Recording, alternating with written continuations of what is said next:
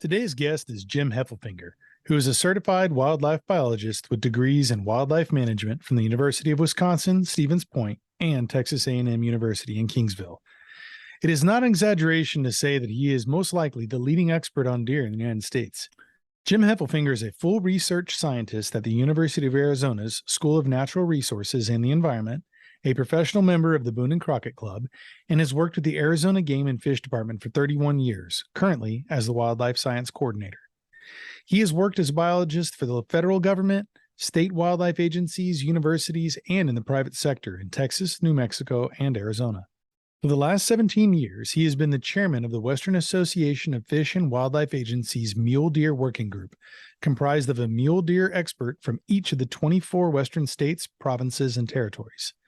His book, Deer of the Southwest, is the most comprehensive book on deer that I have ever read, which serves as a complete guide to the natural history, biology, and management of the southwestern mule deer and white-tailed deer.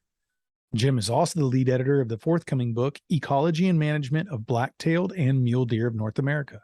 Aside from these two books, Jim has published dozens of scientific papers, produced over 300 magazine articles in national and regional publications, and has written TV scripts for award-winning outdoor TV shows. He is sought after for podcasts, radio shows, interviews, news reports, and video appearances. I highly encourage you to visit his own website, deernut.com, to learn more about Jim and his incredible contributions in the outdoor and scientific communities. He can also be found on Instagram at servidnut. Jim has been honored with many awards for his outstanding work over the years. Most recently, the Dallas Safari Club selected Jim Heffelfinger as the winner of the 2023 Conservation Trailblazer Award.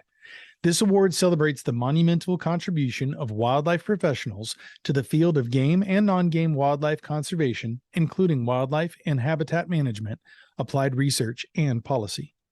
This award comes on the heels of being named as the National Deer Association's Professional Deer Manager of the Year in 2022. These are just two of the many distinguished awards and honors that Jim has received over his storied career, and certainly not the last. Today, we're going to explore his personal history in the outdoors, as well as his professional journey in all levels of work as a wildlife biologist. Stay tuned and enjoy. Welcome back to the Son of a Blitch podcast. I'm your host, George Blitch, and it is my sincere honor to be joined today with my great guest, Jim Heffelfinger. How you doing today, Jim? I'm doing great. I'm always doing great. Nice. That's great to hear. Well, look, I really wanted to start out with kind of getting a little bit of background information, introduction, and how you found your love for the great outdoors. Can you tell us a little bit about where you grew up and maybe what or who influenced you in your love of the great outdoors? Yeah, it's definitely not a traditional route like most people growing up in a hunting family. I did not. I grew up in a suburb of Chicago until I was through my seventh grade year, and my dad worked for Illinois Bell Telephone, and then he left that job and went up to and bought a hardware store in a small town in southeastern Wisconsin. So I started 8th grade in a small town in Wisconsin after coming from basically the big city with no exposure to outdoors, other than fishing. We did some fishing when I was a kid, but no hunting exposure at all. Never just tromped around in the woods that much.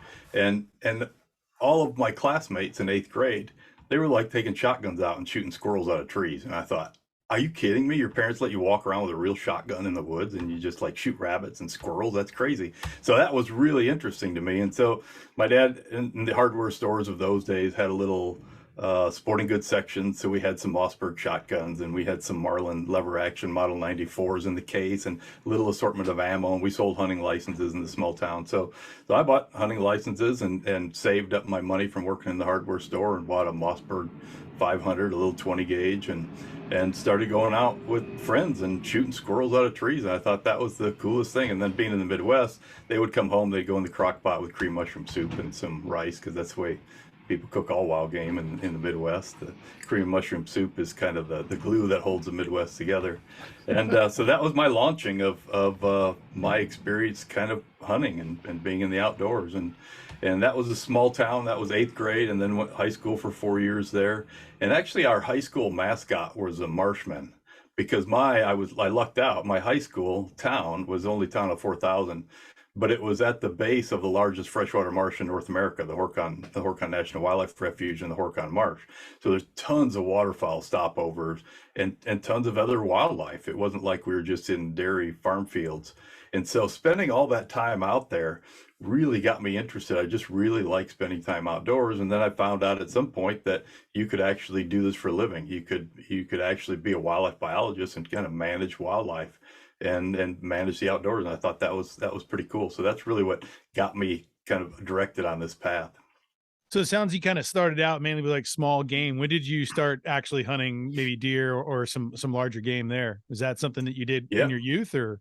Yeah, we did in high school. We hunted white-tailed deer in the Horicon Marsh. There's plenty of wild areas around the marsh and state land and National Wildlife Refuge. And so we started, but it was a shotgun only area, like a lot of kind of urban areas in the Midwest was. So Right. we're walking around with my 20 gauge Mossberg with some Remington slugs. You know, it wasn't really a wilderness experience, but we hunted big game, and that's really about all there was there in that part of southeastern Wisconsin. There was white-tailed deer, and so that was the big game I had exposure to. And eventually, when I left Wisconsin and went to areas that had a greater diversity of large mammals, it was pretty interesting to have like South Texas wild hogs and javelina and these other things. So then what was your kind of introduction into realizing that yes, you can have, you know, a career in that field, and that then you wanted to move into that? How did you make that decision and decide to go after that? Yeah, I enjoyed being out in the outdoors like that. So at some point, I didn't Google because Google wasn't invented at the time. But in some point, I found out that in central Wisconsin was the largest undergraduate wildlife school in the country. Right there in the center part of Wisconsin, 2 hours from where I lived, was the largest wildlife school. And so did research on that and enrolled in University of Wisconsin Stevens Point and got a degree in wildlife management, a double degree with a major in wildlife and a major in biology, and that launched that part of my career. So is that something that you went straight into the field working, or did you go straight to Mm. graduate? Like, what was your kind of pathway on that? When I was an undergraduate, I took advantage of every opportunity I could to go help other people, graduate students and other people out in the field, just get experience. And we did all kinds of really interesting things, but I graduated with my bachelor's degree.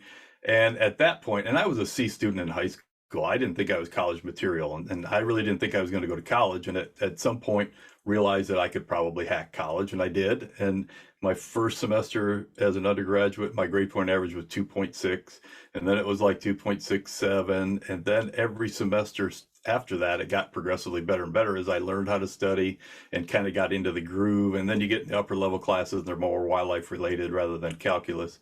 And it started doing better and better. And by the time I graduated, I felt like I could probably hack a master's degree. And not only that, but at that time, there weren't a lot of jobs available. And so it really looked like to get a good job, you're going to need a master's degree. And so I started applying for master's programs. And right out of Stevens Point, I worked locally for a guy that was working on researching ways to reduce goose depredation in farm fields around Wisconsin. So I was always working in kind of short jobs like that, but I landed a graduate position at Caesar Kleberg Wildlife Research Institute in Kingsville, Texas, in South Texas, and went down there and did my master's degree on coyote predation on trophy whitetail bucks after the rut. So coming from Wisconsin, where you just have whitetails and maybe pheasants and some ducks, to going down into South Texas and living on a ranch. Right off the bat, I went out and lived in a single wide trailer out in a ranch 30 miles. Freer, Texas, with 30 miles to my east, and Cotulla, Texas, with 30 mimiles to my west.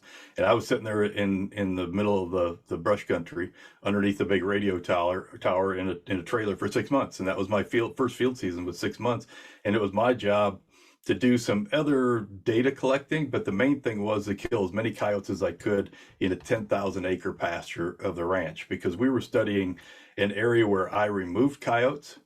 And that's like bailing the ocean in the middle. You go in the middle of the brush country and you design a rectangle on a map and you say, okay, you need to kill all the coyotes there. And so that was my job for 6 months, was trap and use cyanide guns, M44, remove coyotes from that 10,000 acres. And then we had radio colored deer there, and we had radio colored deer in another part of the ranch farther away that had the full coyote density. And so we were comparing mortality rates and buck age structure between a coyote free area and one with coyotes at that time. So coming from Wisconsin, that was a pretty exciting graduate project. All of a sudden, I'm in the middle of scorpions and rattlesnakes and coyotes and wild hogs and javelina and big trophy bucks, giant trophy whitetail bucks.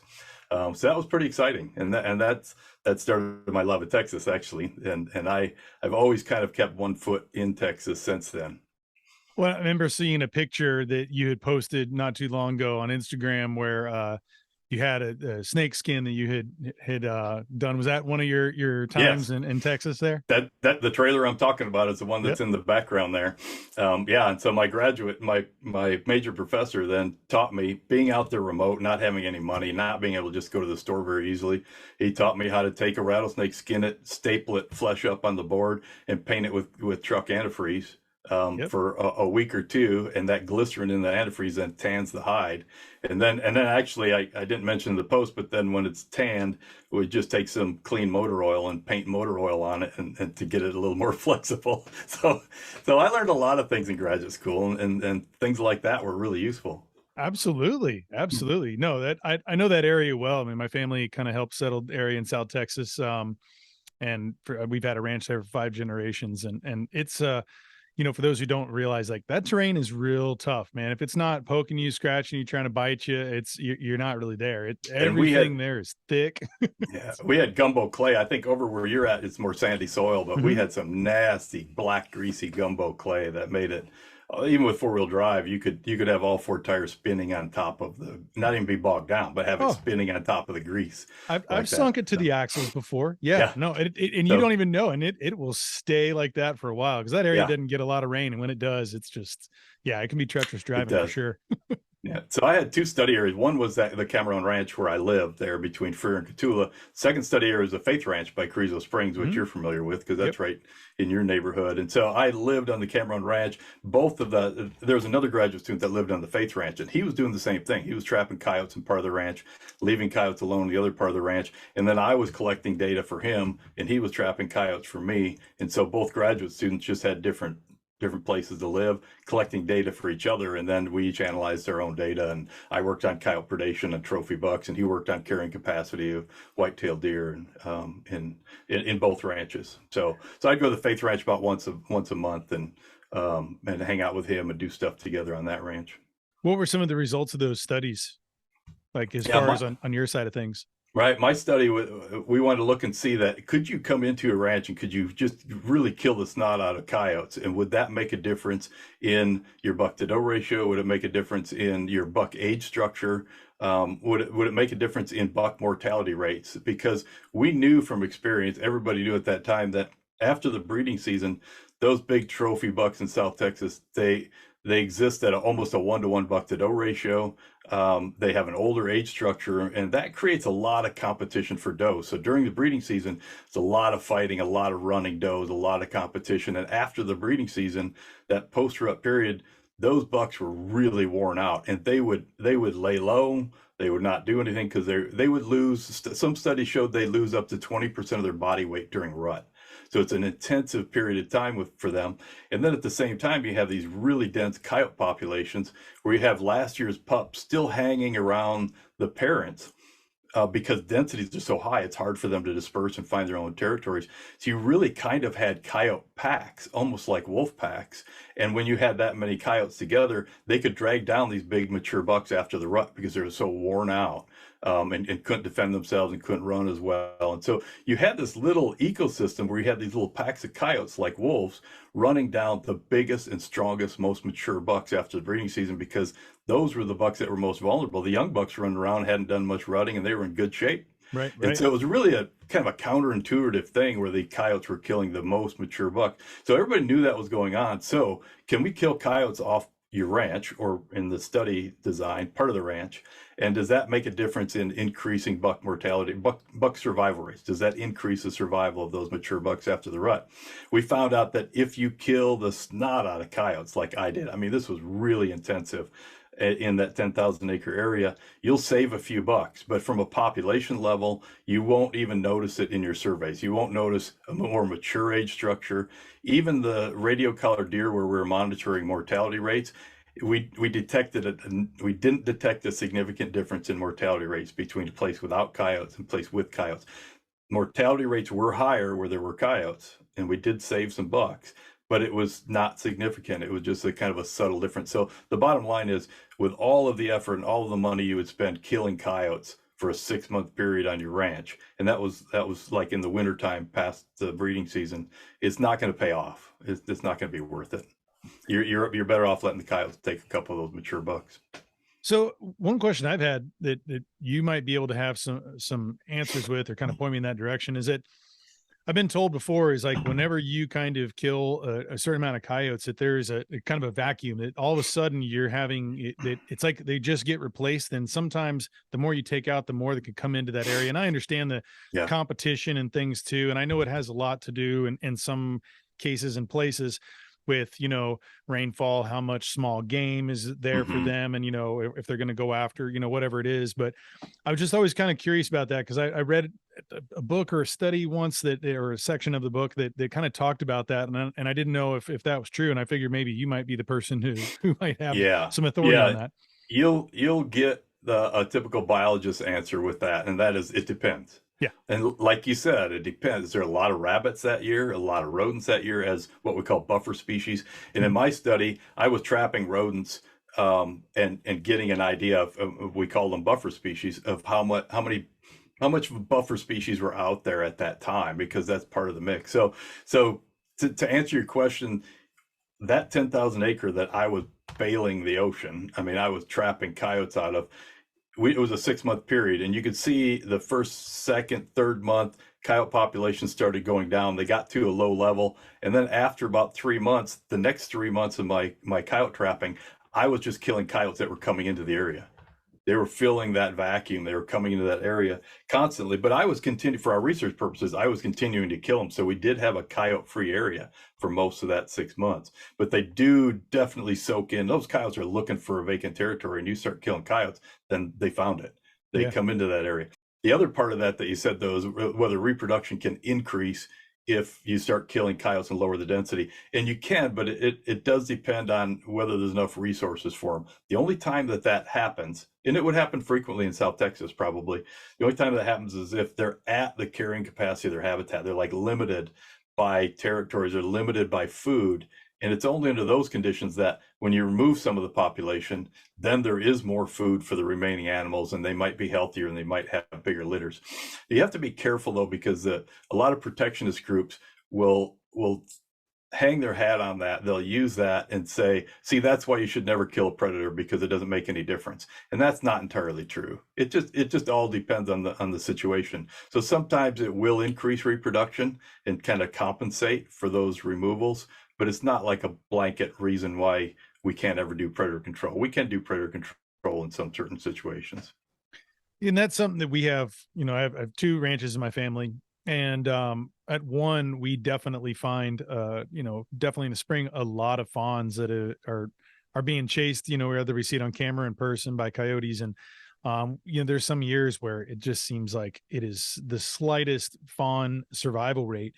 But as I was kind of reading your book and about, like, fawn survival rate is already kind of at low numbers each year. It's and so we were trying to figure of, can we maybe be able to enhance that? Is there anything that we can kind of do aside from, in Texas too, we have times of droughts. We always have, water and different things that will fill up, basins and things and maybe have supplemental food and kind of help get shelters. Or we've done a lot where we've taken out an invasive species of plants and, replanting some of the grasslands and forbs that are native to that area to try to help, with that. But I mean, sometimes it feels like there's not much that we can do. It's nature's going to kind of take its course there. Yeah, all that habitat improvement stuff you're doing is allows your deer population to be more resilient when it comes to drought and to weather those swings in good and bad times. If you've got kind of crappy habitat, you get hit by a drought, and that deer population, the adult mortality goes through the roof. A lot of adults are dying. A lot of the adult does that are producing fawns are dying. You get zero recruitment, and your population will really decline. So you can, and then you get rainfall, and there's forbs everywhere, and deer population comes up, and you can moderate that by providing really good quality habitat with habitat improvements. That's certainly what you want to do. But you're right. Half of the fawns, or most fawns, you could probably say most fawns die every year. And people kind of envision, I think, that every fawn that's born dies and some small percentage dies from disease and coyotes eat a bunch. But truthfully, that's just nature's way. They produce an excess every year, and then most of those die off. And the reason that nature does that is that in those good years, most of those fawns can live, and that population can increase. In poor years, more of those fawns are going to die. So it's a way for deer populations to kind of stay within the carrying capacity of the habitat. But it doesn't make any sense to me to be killing the snot out of does to reduce your density so that you have bigger bucks and more nutrition to your bucks, and then at the same time complain about coyotes taking fawns, because all they're doing at that point is they're helping you. So you shouldn't be trapping coyotes because they're killing fawns and then shooting a whole bunch of does, because you're working against yourself. And so I always considered the fawn mortality, unless your population is below carrying capacity and it's recovering from a drought, then you might want to give the population a boost if it's your private ranch. But if you're killing does because you have too many deer, then it doesn't make any sense to be killing coyotes because they're helping you. Yeah, no, that's a good point. And I think it's tough. Like we have like wildlife management programs on both ranches. Obviously, there's a lot of tax deferrals in Texas and some other states too that people take advantage of there too. And we're always in touch with our wild game biologists, and we're sending in data as far as as you're very familiar, as far as game cameras and in-person counts. And we're doing that, and we might have a number that they're saying, okay, based on this year and these ground conditions, here's what we suggest you take. And and I think that a lot of folks, when they think about game management here, and especially in Texas too, a lot of folks are thinking about, we're trying to get the biggest trophy, biggest antler deer, and it's like, I'm just trying to create the most successful habitat for all of our native wild games. Because as you mentioned before, we have a lot of non-natives. We got the invasive species of feral hog here in Texas, and an alarming rate. And we're always trying to do the best for our the indigenous animals of this area. Yeah. And even when you kind of think about like that idea of managing for larger antlers and such too, it's like I always felt like it's kind of maybe a misunderstood thing. People are taking like, we're going to take this smaller buck out. This is a cull, but it's, you still have the doe and you don't know what their genetics are. So you're never going to fully be able to manage that unless you're in a high fence and all the genetics. I mean, that pretty safe to assume that. Yeah. There's two big studies that have come out of Cesar Claiborne Wildlife Research Institute where they really culled deer super intensively. I mean, they were like ruthless when it came to an animal that like wasn't symmetrical or something. They were ruthless. And after there's one on the King Ranch and there's another one that another student did, and both of them showed the same thing. You can't influence the genetics of a population, a free-ranging population. If you've got breeder pens and you're gathering up most of the does on your place, putting them in pens with specific bucks. Now that's animal husbandry. You can change genetics that way. Sure. I mean, our domestic livestock industry has shown, and our pet dogs shows that you can change what an animal looks like with the correct breeding. So there's no doubt. But free ranging population, you can't shoot spikes. You can't shoot some small 8.3-year-old and change the genetics of the population. And when you talk about everybody focusing on big bucks, I always thought it was interesting that I was the manager of wildlife operations. After my graduate school, I got a job as a biologist running the manager of wildlife operations for Horlock Land and Cattle in Brooks County, just west of Falfurrias, and was there for about a year and a half. And during that time there, I thought it was interesting. We had 10,000 acres that were high fence, and that was at a time where not everybody was high fence like now. Right. I drive across South Texas and I was shocked. It used to be that people would talk about, that one high fence place over by Cotulla, and everybody go, yeah. That's the landmark, right? And now people probably say, that place is not high fence, and everybody would say, yeah, that one. I know where that is. It's really amazing. But we did have 10,000 acres high fence. Actually, we had 9,000 acres high fence because the other 1,000 acres of the 10,000 acre ranch was along the highway, and that was planted in coastal Bermuda grass. And the cattle rotated through this coastal Bermuda grass by the highway to show everybody how beautiful these cattle were. And the 9,000 acres behind it, no cattle were allowed, which wasn't good either, but that was by edict of the guy who owned the ranch. So we had 9,000 acres that was just wildlife, and 1,000 acres that was cattle in the front. And that 9,000 acres was just wild brush country that the focus was, how do we produce the healthiest wildlife habitat back there?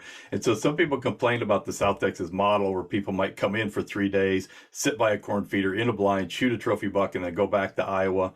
And that's not something that a lot of the general public in America really thinks is great, and it thinks is really hard hunting. But what that does, the money from those people coming in paying $5,000 for 3 days, that money is what allows that rancher to take 90% of his ranch and devote it to wildlife management.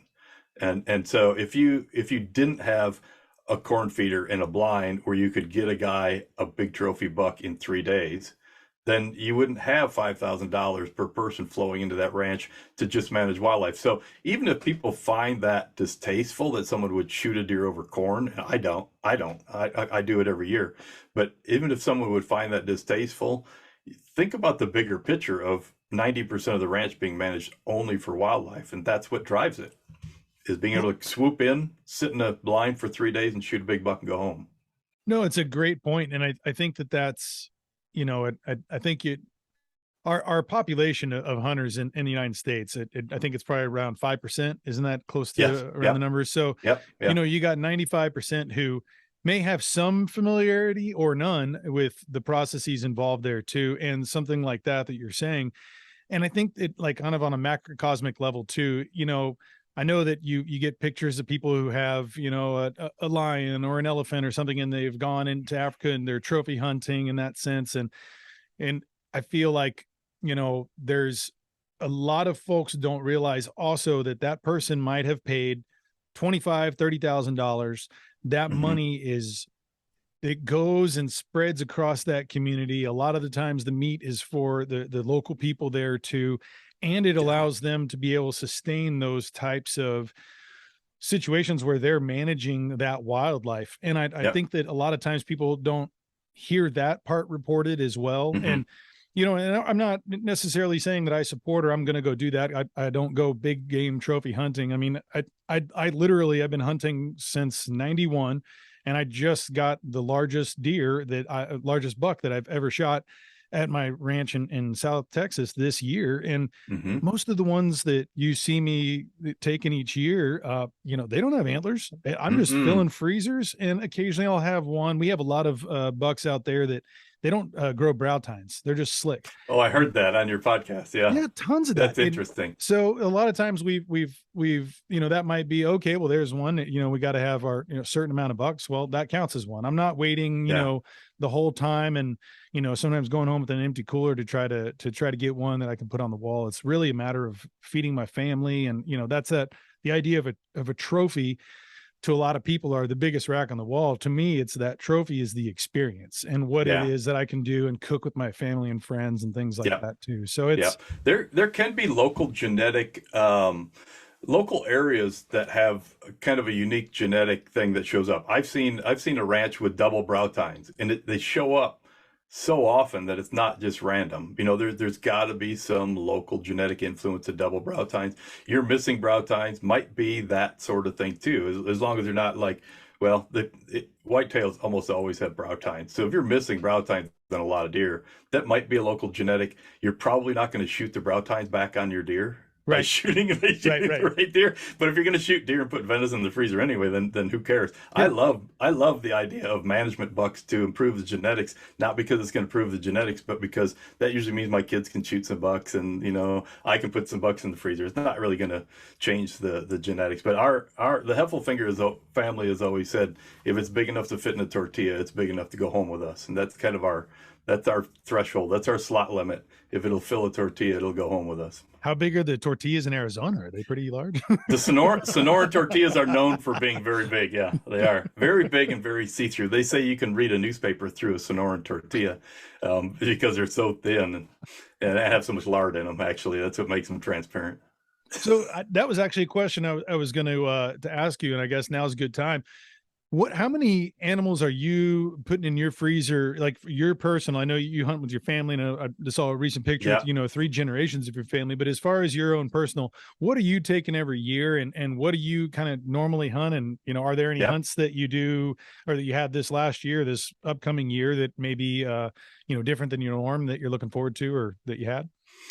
Yeah, we put in for usually in Arizona's a lottery style draw for everything, and there's a lot of people in Arizona, and there's limited resource, a limited opportunity to go, and so you put in like for elk, you put in for the draw, and we normally, because we're not looking for a big 6x6 bull, we just want some time spent in the field.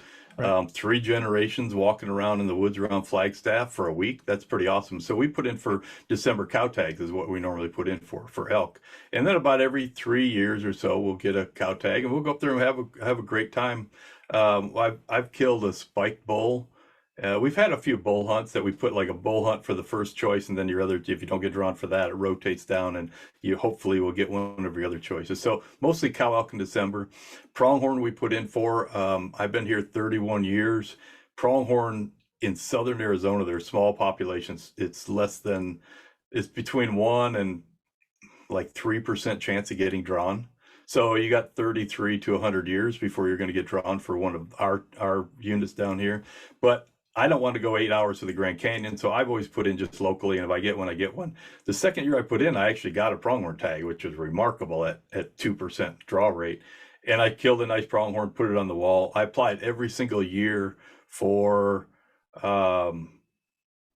22 years or 23 years, and I got my second tag at the time. And that year, I already had a pronghorn on the wall. That year, my son didn't get drawn for any deer. He didn't get, one of my 4 sons didn't get a deer tag. And so I transferred that tag, which you can do in Arizona. I transferred that tag to my son, and he shot a pronghorn that Awesome. year. But so it's not, so pronghorn hunting isn't like Wyoming with where you go shoot does and we shoot only bucks. And so we try to hunt pronghorn, but it doesn't happen very often. We hunt javelina every year. As the kids have gotten older, they're kind of like, I'm not that excited about javelina. But my dad and I, he'll turn 90 this year. He and I go out every year he hunts deer, he hunts elk when we get drawn. He hunts javelina every year with me. So we hunt javelina, and javelina meat for years. We made green chili, shredded green chili, burritos. We make shredded barbecue. And then about 5, 6 years ago, a graduate student at the university gave me a recipe for chorizo using hand ground spices, and so I started making javelina chorizo with just the pure javelina meat. They don't really have any fat, Right. so the javelina meat, and then I add pork fat for the fat, and made this chorizo. And instead of javelina being the last out of the freezer when everything else is gone, that chorizo's first out of the freezer, and we'll have potato and egg and chorizo burritos for supper. And I love javelina chorizo. So it's turned it from being an okay meat to something that's relished by our family. Well, I'm gonna have to get that recipe. I've had some amazing javelina meals. And I think a lot of people, I don't know if it's maybe, they they touch that scent gland and they smell like the javelina for a month or something like that, or they basically, and I've seen a lot of folks that just kind of dismiss the idea. And I had a friend, Matthew Mitchell, who's a co-host on a lot of my podcasts, and he got a javelina last year, and he made some tacos. And I remember he brought him over, and my wife, who was not really all excited about the idea of it, she had it, and she's like, "When can we get another javelina?" And in Texas, we're allowed 2 a year, and we have a bunch. I mean, we always see them out there, and it's turned into something that we really enjoy. And speaking of chorizo, I'm ahead, and I got a couple feral hogs this past hunting season. I mean, I still am in it. We have a managed lands deer program, MLD here, so we have kind of extended until the end of February. So I'm going out here again soon, but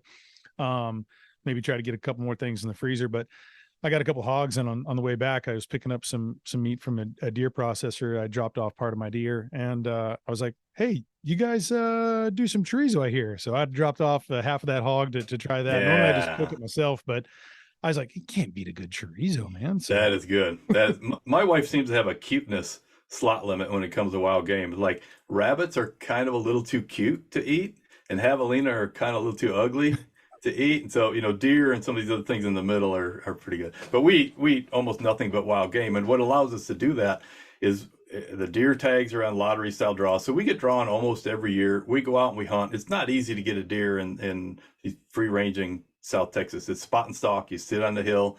Deer densities are low because we're talking about desert mule deer. We're talking about a desert environment. You don't have the nutrition, the productivity. You mentioned South Texas. You mean South Arizona or South? Yes, thanks for the correction. Okay, Yes, yeah. Southern Arizona is what I'm talking about. I'll get to South Texas next, but we're hunting Southern Arizona in the desert mule deer, and deer densities are low. And so you sit up and you glass for several days, and it's not easy to get a deer. We got two. We filled 2 tags out of 4 this year. But what I like is I've got a couple friends in South Texas that have an MLD place, and so they've got tags through February. And so for the last probably 5 years, I've been going down with them, and we just go out one day. I'll drive down to South Texas. The next day we go out to the ranch. I shoot 4 deer before breakfast, before lunch. We take those deer back, we hang them up, we have fajitas, and then we go butcher them in the afternoon, at least quarter them, and take them home. And then the third day, my son was a graduate student at Caesar Clayburgh for a number of years, just finished his PhD a year ago. We'll butcher all of those deer, and he'll shoot a couple, and I'll shoot 4. I bring my vacuum sealer. He's got a vacuum sealer. We vacuum seal steaks and roasts and a bunch of cut meat for grinding for burger later. And then we'll put them in the freezer. And then we'll go duck hunting or something. And then the next day, I'll pack all of those frozen packages of meat in a big cooler and drive back to Southern Arizona. So I get the best of both worlds because I can hunt with my family and not worry too much about getting a deer, just enjoy the experience. And then a couple weeks later, go fill the freezer packed with venison. So I hear a lot about, critters walking around. Are you doing any fishing as well? And in your time, or are you just mainly, I don't much. I love fishing. I got a bunch of fishing poles in the garage. Grew up fishing a little bit. I don't, we're in the middle of the Sonoran Desert, so it's not like you just kind of run out back to the pond and catch some largemouth. But I trapped deer. I was a deer researcher at Mississippi State University right after my graduate project. So I worked for Mississippi State University, and I had 18 study areas throughout the state of Mississippi where I was capturing deer, radio collaring them, ear tagging them, starting up a statewide buck mortality study. And in the process of that, I had a fishing pole behind the university truck seat with a bag of, I just had rubber worms, and I just used rubber worms for bass. And when I was done trapping deer about 10 in the morning, most of the deer activity had died down. I'd go to the nearest water hole, and there was always one everywhere. Yeah. And I'd catch giant largemouth bass in these little bayous and sloughs, and I love that. But in the last 10 years or so, I just haven't fished much. It's hard to do everything. If I've got a weekend where I want to go do something fun, I like to shoot pistols competitively, and there's always pistol matches, and that's really a passion of mine. So that takes up a lot of my time that might otherwise be quail hunting or fishing or something. Sure. Well, let's talk about that for a minute. So when did you get into competitive pistol shooting, and kind of walk maybe through, for folks who might not know what that means, and maybe kind of give us a general idea of, what happens when you stepped into this match and how that goes down. Yeah, I was when I was living on the Cameron Ranch as a graduate student, I wanted to have a pistol, so I bought a pistol, and I'd never had a pistol. I'd never even shot a pistol. It was completely new to me, and I bought one at the local pawn shop in Kingsville and had it out there and started shooting a pistol. I thought that was pretty interesting, pretty fun. I started reading more about that. I ended up getting another pistol, and then I think soon after I left South Texas, I bought a stainless steel Colt 1911 because I was really interested in that.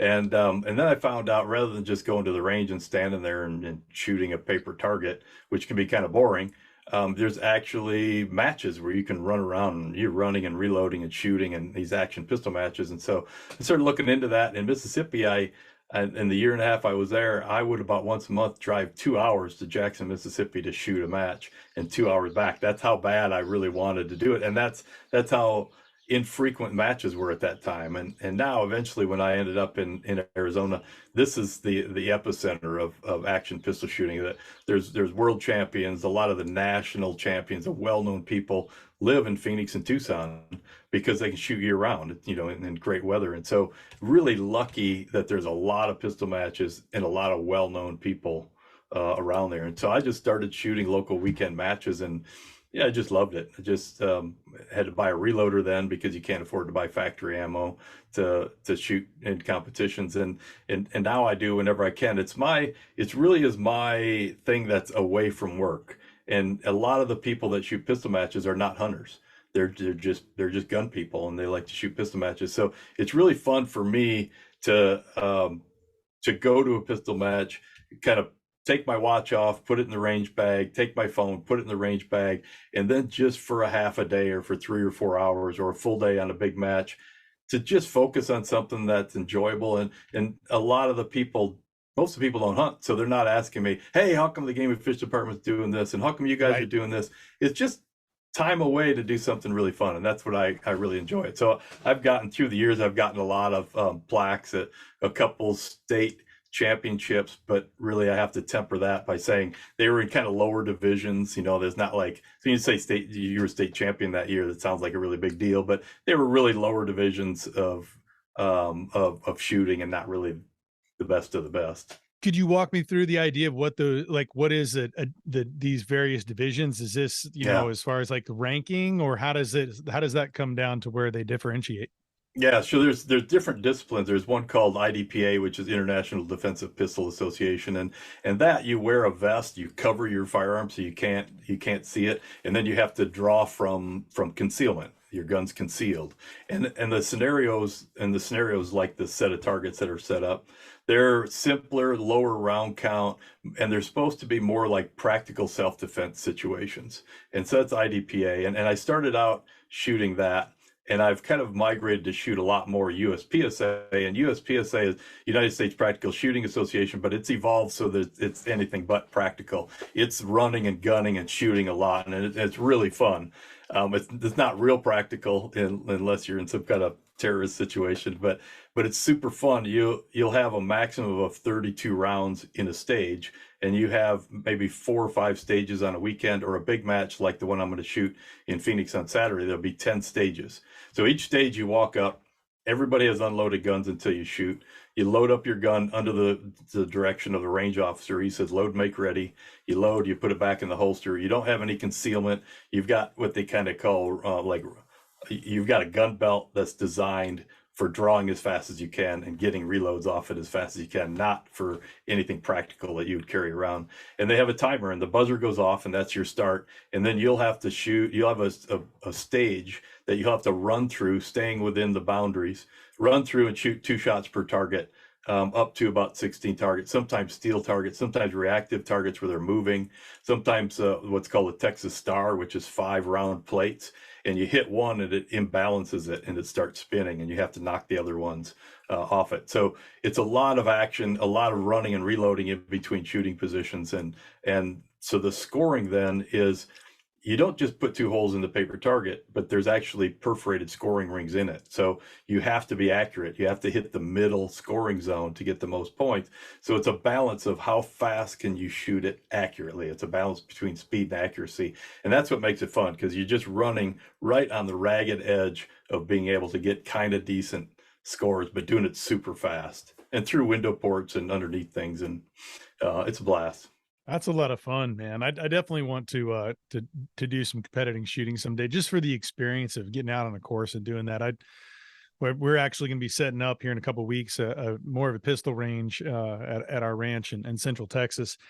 We got some long distance stuff for rifles, but that's something I definitely want to move into a little bit more. Now I got a reloader for pistols, so it's something that, it can be a little bit more affordable as a hobby, when you have the reloader. Because like you said too, there's a certain point where it's just, I mean, what is your savings? Is it like a third when you're reloading? Well, they joke that you don't really save money when you reload. You just shoot a lot more, and that's kind of true. You're still spending a lot of money on ammunition components, but I don't know if you're really saving money. And because I like pistols so much, that I've started hunting with pistols. I've got one that's a XP1. It's a Remington XP100, which is really, it's got a 15-inch barrel and it's bolt action, but it has a pistol grip in the middle of it. So it's kind of a cross between a handgun and a rifle. Some people jokingly call those a handful, because it's a handgun and a rifle. It's a handful, and it's chambered in 7mm bench rest, so it's like a rifle, mini rifle cartridge. So I've got that to hunt with, but I also have built 2 Glocks, one in 10mm with a red dot on it, the red dot they call an RMR, where you look through it. It doesn't project a red dot. You look through it. And then another one, I built a large Glock and a 460 Roland. That only some of the gun geeks would probably know what that is, but it's basically a 45 ACP that's longer, Right. and you can load them to 44 Magnum power. And so I'm basically hunting with a Glock that's chambered in something that's the same as a 44 Magnum. And I've shot a deer in South Texas with the 10 millimeter and the 460 Roland. Is that the G40?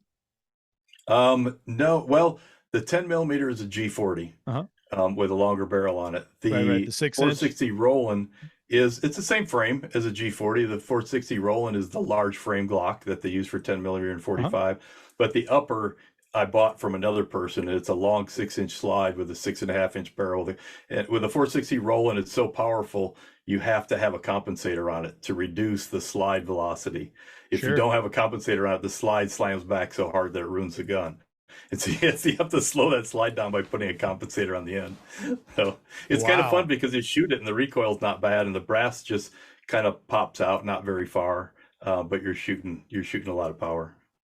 I ended up picking up a G40, the 10 millimeter. It was probably close to about a 250, 275 pound hog that my brother-in-law had shot, and he found a little bit of blood, but it didn't really have the greatest flashlight at the time. And so we kind of came back to the house, and then we all went out there and we're walking. All of a sudden it stood up, and I mean, it would look like a Volkswagen. This thing was just massive. And we all just drew and started firing. And it didn't, my brother-in-law had a 45, his jammed. And so the only two guys who were shooting, we had 9 millimeter, and we had shot it multiple times, and that thing just, it seemed like they were just bouncing off. And I started kind of doing some research, and, I realized that, when I saw, cause I have a 45 as well, but I started looking at some of the ballistics and everything about a 10 millimeter, and I decided I'd give that one a run. And so that's kind of like what stays on my hip. And we've had a few encounters where we've been charged, once by javelina, and I was able to pull it out and fire. And that was the first time I realized that really having a sidearm for that event is a very important thing. And just like that, I could actually do that in a defensive situation, because I hadn't really trained for that much. I've kind of done some quick draw things and just for practice, but boy, that after that, it was just like, okay, this is going to be on my hip. And then, as you know, in South Texas, we definitely have a lot of times where we have folks coming across our property that have come across the border. And primarily it's been, folks who are looking for better life. And then now we're seeing a lot more where there's, folks who are smuggling people. There's people who have, 25 to 30-year-old guys with big old square duffel backpacks, and that, just clothes and supplies. It's a lot of times drugs that are coming across. And we had one guy who that was working on our property, and he spoke Spanish, and he heard those guys talking about how they were going to take him and take his truck. And he alerted them, hey, by the way, I do speak Spanish, and I do have a pistol on my side, and you might want to think twice. And they went the other way, and Border Patrol was called. But, having those kinds of situations, it's like anytime I'm out there at either the ranch, I'll have something on me. Not that I plan to ever use it or anything like that, but it's that was that reason for moving up to a 10 millimeter after that Volkswagen of a hog didn't go down very easily. I was like, I need something a little bigger here, and not just my SIG 365. That's my, every day. So. Yeah, I ran into some drug smugglers in southern Arizona this year, which we've been hunting by the border for 30 years, and we see trains of drug smugglers, not trains, but groups of drug smugglers in a group. And this year, I thought there were hunters coming up to the hill that we were glassing on, so I was standing in plain view and was going to flag them off and say, we're up here. You don't need to come up here because we're up on the hill. And then it was too late. They were about 40 yards away from me before I just registered that this group of 7 guys had identical camo baseball caps, identical camo little square backpacks. And it used to be that they'd carry marijuana bales, but now you just go downtown to the dispensary and get your marijuana. So there's not a lot of that anymore. Right. And it used to be that the smaller backpacks, that we have everybody with an identical backpack, though they're outfitted by a cartel. It used to be that was like cocaine or heroin. And the Border Patrol tells me now it's mostly fentanyl is what they're moving across there. And so here I am 40 yards away, and there's this group drug smugglers on the hill, like the side, they were side hilling the hill we were glassing off of. And the first guy, we kind of recognized each other at the same time. He cleared this mesquite tree and he stopped abruptly, and I'm standing there, and luckily my rifle was on the other side of the hill, because my dad and my son were on the other side of the hill, glass on the other side. And I've got my, I had a 9mm that was underneath my binocular case, so it wasn't visible, which when I'm out there, I always have a pistol on me. Sure. But I like it to never be visible. I like it to be where it's easily accessible, but not like real visible, so people don't know that I'm armed, but I am. And so it was beneath my binocular case, so that was okay. And so he stopped abruptly, eyes got real big, and I just gave him a big smile and a big thumbs up, and I waved him north. Go on. Good luck. Good luck. I didn't want to start yelling, and what little Spanish I know, I thought yelling in Spanish is probably a bad idea, because who knows, they could misinterpret whatever I'm saying. Sure. Or I could say manos arriba or something, and then there's a gun battle. So I just smiled, gave him a big thumbs up and waved him on, and he smiled and he gave me a big thumbs up and started walking.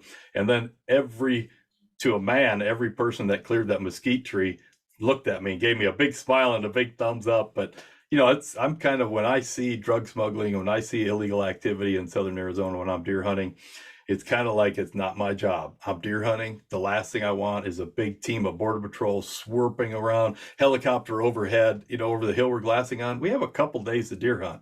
Right. I don't want a big Border Patrol operation. And so when I'm out there hunting and I run into them, mostly for safety reasons for me, I'm not going to confront them.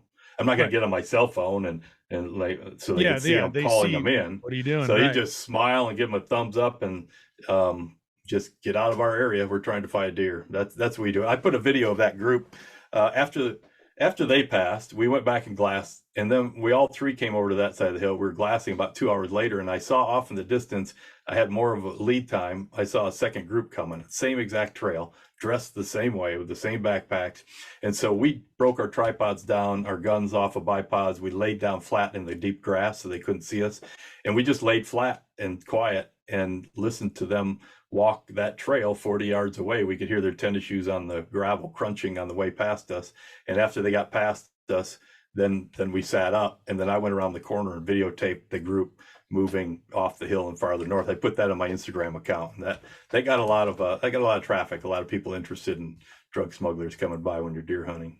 Well, I've been in very similar situations, and you talk about the Border Patrol coming over and all the helicopters. I mean, there's been times where in South Texas, there's certain stands you can be at where you'll see 30, 40, 50 deer in time. And then when you got three buddies that are all stretched out and kind of in a similar area and no one's seeing anything, you're like, what's happening?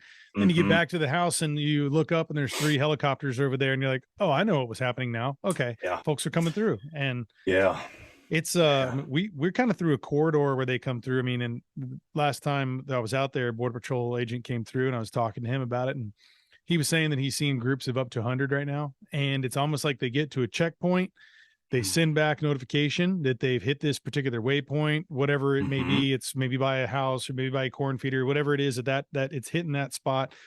And then they're letting the group behind them, we made it. And he said the next 100 come through. And so it's kind of like with you, like having it's like this, this trail of folks. It could have been that. Yeah, it could have been that checkpoints for sure. We hunted a junior hunt with my son once, and we were back in an area south of Tucson, and we came out, and one night we were just going back during the day, coming back. We weren't camping back there, but we were watching the news like on Sunday night when we came back from the weekend hunt, and 3 people have been executed right there where we were deer hunting on this peak that we weren't glassing because it was a little too far away to glass for deer, but it was right there where it was within view the whole time. And the backside of that peak up towards the top, 3 people were executed, shot in the back of the head. I don't know if they were border bandits that stole the drug load and killed them or what the deal was, but they said that the bodies have been in there about 2 days. And we had been hunting in there every day for the last 4 days. So we were in there. And actually one of the days we heard some shots going off, but a lot of times midday people go back to camp and they get their pistol out and they set something up and they shoot in camp just because they're out and they're having fun. And so I remember my son and he was working at Sportsman's Warehouse behind the gun counter.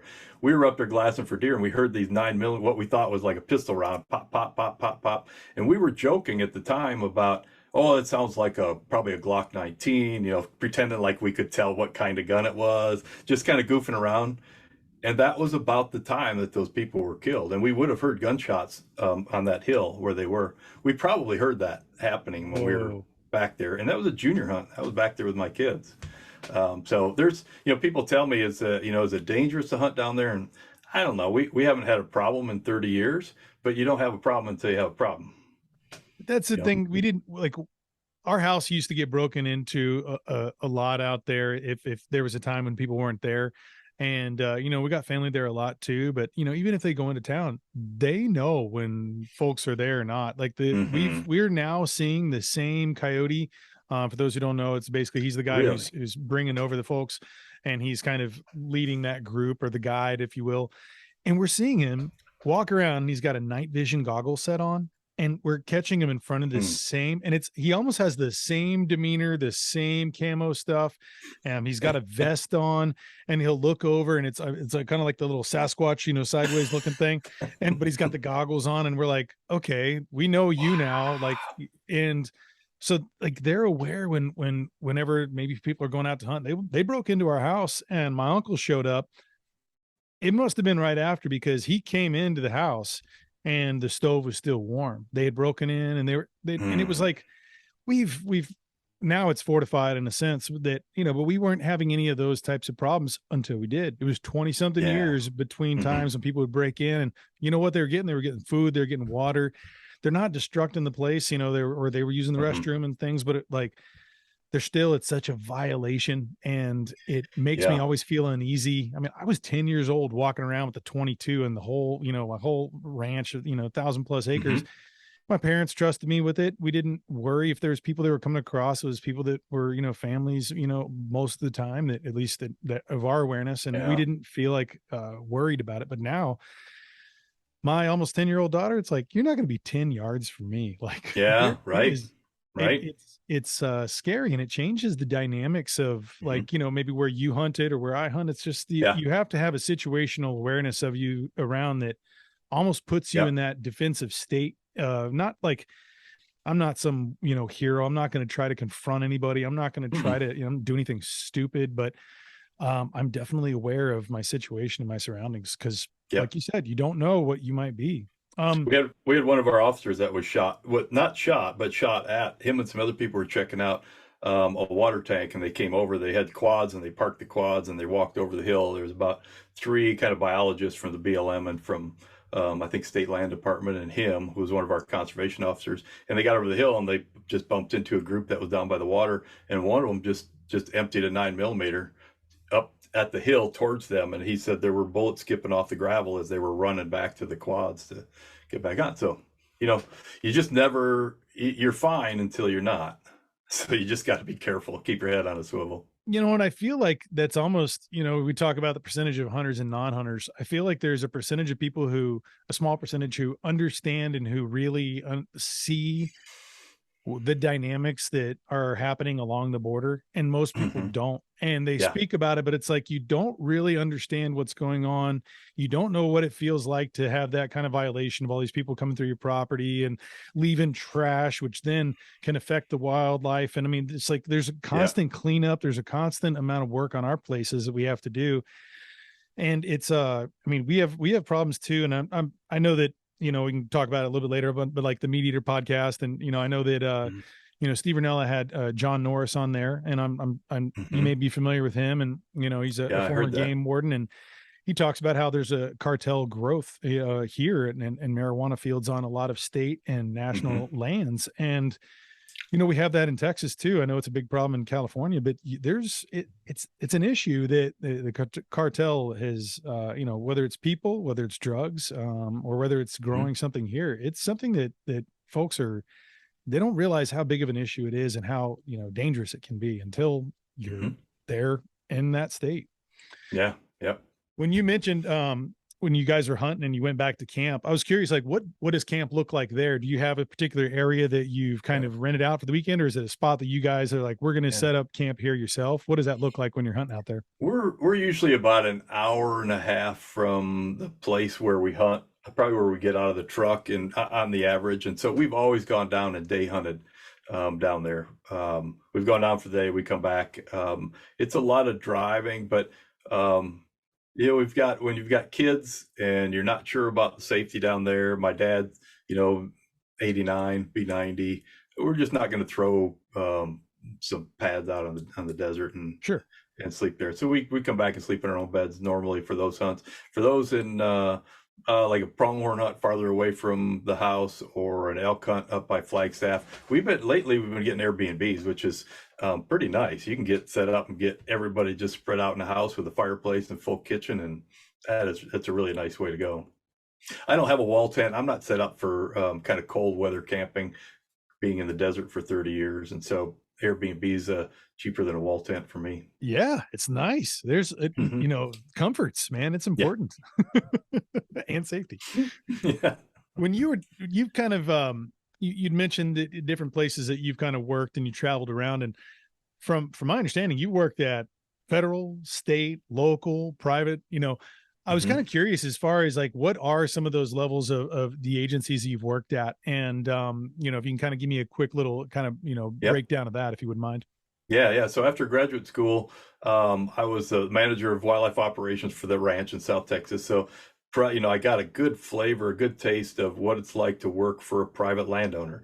Like, if you have to buy a tractor, you don't go out and get three bids and go through like a university purchasing. The millionaire goes, go buy a tractor, and you go buy a tractor, and that's kind of the way it is. So private was pretty interesting, and then went to I've worked for a couple of universities as like Mississippi State University in the university setting, and been around the University of Arizona for over 25 years as kind of an adjunct faculty. My office is on campus now, so I have a lot of exposure working in the university kind of situation. And then also the BLM I worked for 4 months, so I got a feeling for what it was like I was talking about being a federal biologist.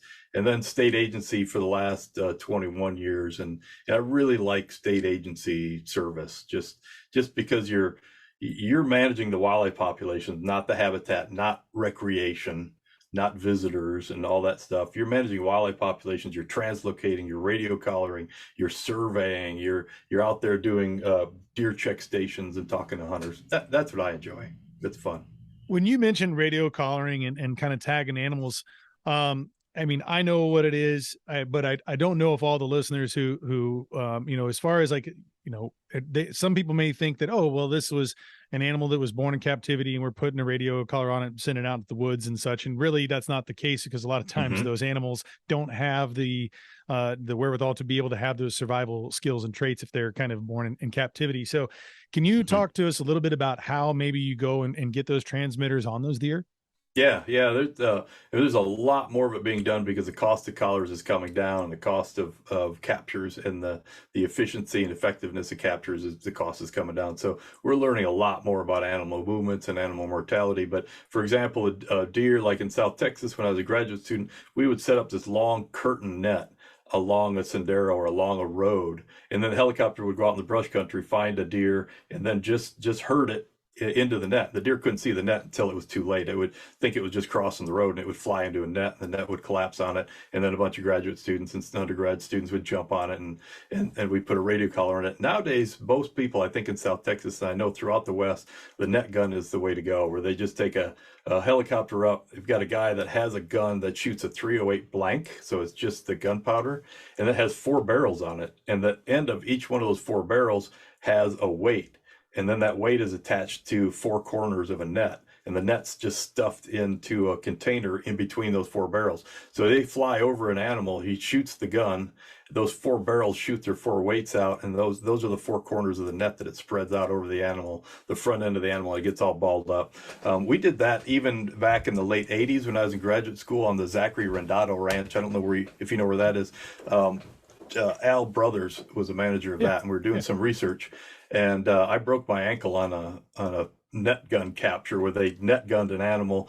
We were all in the bed of a pickup truck. We raced up to that animal or near it, and then we would all bail out of the back of the pickup truck and then run up the rest of the way to the animal. And I bailed out of the truck and caught my cowboy heel on the edge of the bed and came down sideways on the ankle and broke my ankle on that. And then 2 weeks later, we were doing a deer capture, and I had a walking cast covered with duct tape so the cactus spines wouldn't get in it. And I was walking with a cane from deer to deer processing. those. So the net gun has been a really efficient thing for pronghorn and really almost all animals in the open West. And they just throw a net over them, and then they'll have a mugging crew either on the ground, but more likely, because we're dealing with helicopters, in the helicopter in the back seat. And the helicopter will fly over, the gunner will net the animal, then the helicopter comes over and sets down, and the two people in the back bail out. Those are called the muggers, because they go over and mug the animal. They blindfold it, they put hobbles around the leg so it can't struggle. They start taking it out of the net because it's all tangled. And then they've got radio collars there that bolt onto the neck. And traditionally, radio collars have been a VHF signal, which stands for very high frequency. So they acted like the individual radio stations. So every radio collar would be like its own radio station on a different frequency. And then you had a receiver, and you could dial through those frequencies, just like your car radio, you dial through frequencies, and you could dial through the frequency and stop at each one of those frequencies and listen to those different radio collars, just like you would stop and listen to the different radio stations on different frequencies. And then we would traditionally, you'd have a directional antenna. So the antenna, when you pointed right at the collar, it was the loudest. And when you started moving it off a little bit, it was weaker. And so you could move the antenna back and forth and see what direction the animal was at. So if you stood at one intersection on the ranch and you got a compass direction, the deer is right in that direction. Then you drive around to another intersection of roads on the ranch that you know where that is, or now waypoints anywhere. And then you get another angle on that animal. And by triangulating, or where those two directions meet, that's where that animal is. And that's how we record animal locations for years. Now GPS technology has become so cheap. We have radio collars that have antennas on the back, GPS antennas on the back, GPS units in the radio collar with a battery to run it all. And then that animal will either record every 12 hours. You can set it to do it every hour, every 12 hours, every 24 hours. It'll record a waypoint of where that animal is on the planet. And some of those are called store on board, where they store those waypoints, and you've got to go back and recapture the animal, take the collar off, hook it up to your computer, and download all those waypoints, just like it was carrying a GPS unit around. But more and more now, we have these collars that communicate with satellites. And so, like, once a day, they'll do a data dump, and they'll dump all the waypoints they have for the last 24 hours up to the satellite, and then the satellite just goes to the website, and the biologist has these dots show up on their laptop in their office. So kids these days, they just sit on their laptop and look at all the dots on the map, and it's really cool. And we were out there standing on the back of trucks trying to get angles on the deer. Yeah, they're not breaking their ankles at their office checking all the data, right? Yeah, exactly. Oh man, so I was kind of curious when you were talking about that. What is maybe the largest area covered that you've seen on some of these animals? I know folks who are saying, oh, maybe a deer travels within this 3 square mile area, or definitely during rutting season it may expand. What kind of like range are you seeing on some of those animals? Yeah, in Arizona, and some of the work that we've done in Arizona, most of the animals have year-round ranges because it's the desert. They're not going from snowy, they're not leaving the snow and going down to winter range and sagebrush. But in Wyoming, a lot of the work that they've done in Wyoming, they've documented the longest migration route in the lower 48. Alaska's got some giant migrations, but in lower 48, the longest migration, which is the red desert to Hoback in kind of southwestern, or at least western Wyoming. And those animals are going 170 miles from their winter range up to high elevation stuff where they're summering. And they track these animals moving back and forth. One individual animal that they had did that and then continued another 90 miles up into Idaho from southern Wyoming. It's just, when you look on the map, it's just bizarre that you've got a deer that's doing that. So she went up there, and then they thought, well, this is going to be really interesting. Was that just a bizarre movement of it was kind of a fluke, or is she going to come back? And so they waited anxiously to see if she was going to come all the way back to that winter range where she was collared, and her collar failed.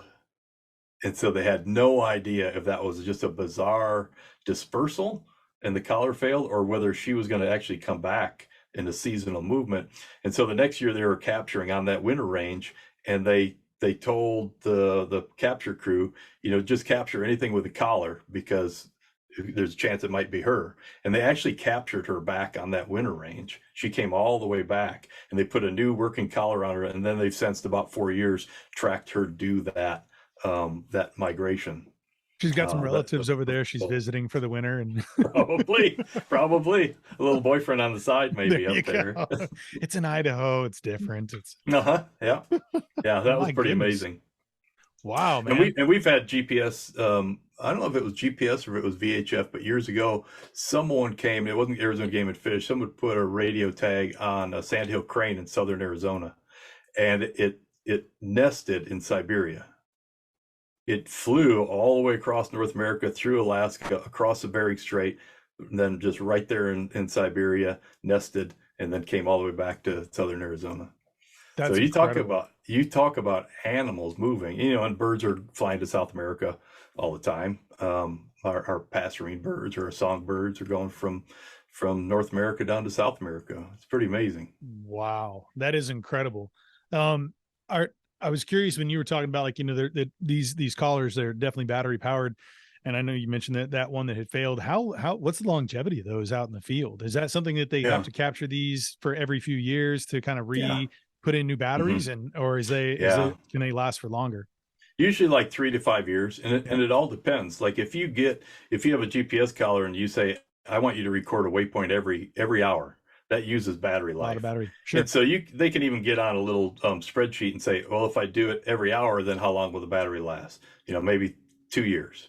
And then if I do it like every 24 hours, how long will it last? And it might be 4.5 years. So they can figure that out. They program all that in depending on what they want to do for the research. What kind of data they're trying to get. And what kind of data they need. Yeah. Wow. That's incredible. Well, I guess it's kind of a transition here too. When you've talked about all kind of the work you've done, and then I want to talk about your book, Deer of the Southwest, which is kind of behind me over here. But I got this book, and I feel it is one of the most quintessential reads for anybody who wants to learn more about deer. I've been thoroughly impressed how the comprehensive nature of this is just incredible. When did you first have this idea to write this book, and how long did it take to put that together? Tell me a little bit about that and kind of the process of getting this from idea to on the shelf. Yeah. Well, first of all, thank you, because it is Deer of the Southwest. So it's intended to be for southern Utah, southern Colorado, kind of the arid parts of those states, and then southern California down into Mexico. But it does have a lot of just really good deer biology information. But the reason for the book and why I thought I needed to put it together, and it took 12 years, by the way, 12 years, because I didn't just slap this together and like, I want to put out a book on deer and cranked it all together in about 3 years. Chapter by chapter and subject by subject, I explored everything I possibly could. I took way too long really to write it. And I was continually going back and updating the earlier parts of the book because 3-4 years have passed and new information came out. So it really took a long time. It wasn't a case of, hey, let's put a book out. It was, I wanted to pull together all the information that was known at the time about cows, whitetail, and desert mule deer. And the reason for that was because there was no place to go for that kind of information. And all the information on cows, whitetail, and all the information on desert mule deer was in real obscure scientific reports or agency reports had information. There were things in Mexico that I had, some of it was in English, some of it was in Spanish, and I had some Mexican friends help me with translating it. So I pulled together all of that information that almost nobody had access to just because it was so scattered. And pulled it together subject by subject into one book. The idea being that you could look through that book and it wasn't full. It has citations, so you can go look at the research that's based on. But my plan was to provide something that anybody could sit down and read.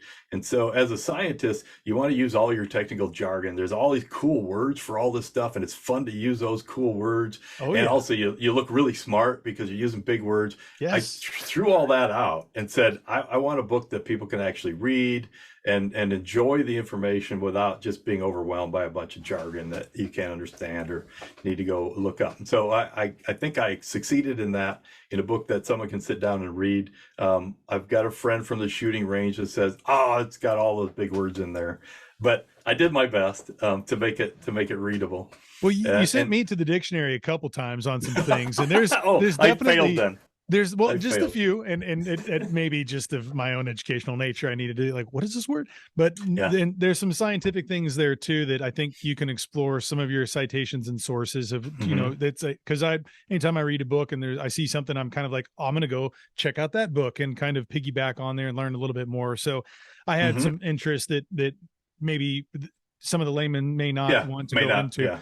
but it was Hmm. still it read very thoroughly, easily. I think anybody can pick it up. It's Yeah. not a scientific presentation paper. It is a Yeah. book for everyone.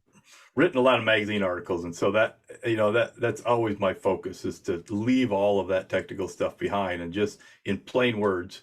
There's a lot of interesting science that if you put it in plain words, people are fascinated by that. So that book had like a whole chapter on antlers, just because there's a lot of fascinating things going on in the antler world. But I have tables on all the information I could find about when the peak of rut is, how much deer weigh, all this kind of information that's just mostly buried in scatter reports, and pulled it all together. And it's been pretty popular. It was just printed for the third time, reprinted for the third time out of Texas A&M University Press. Nice, congratulations. That's great, man. And now you got another book that you've been a part of that's coming out here in April, I believe, right? In May 15th, we were shooting for. I think I saw their website said earlier in May, but May of this year. It's a giant book that will be the Bible for everything mule deer and black-tailed deer in North America.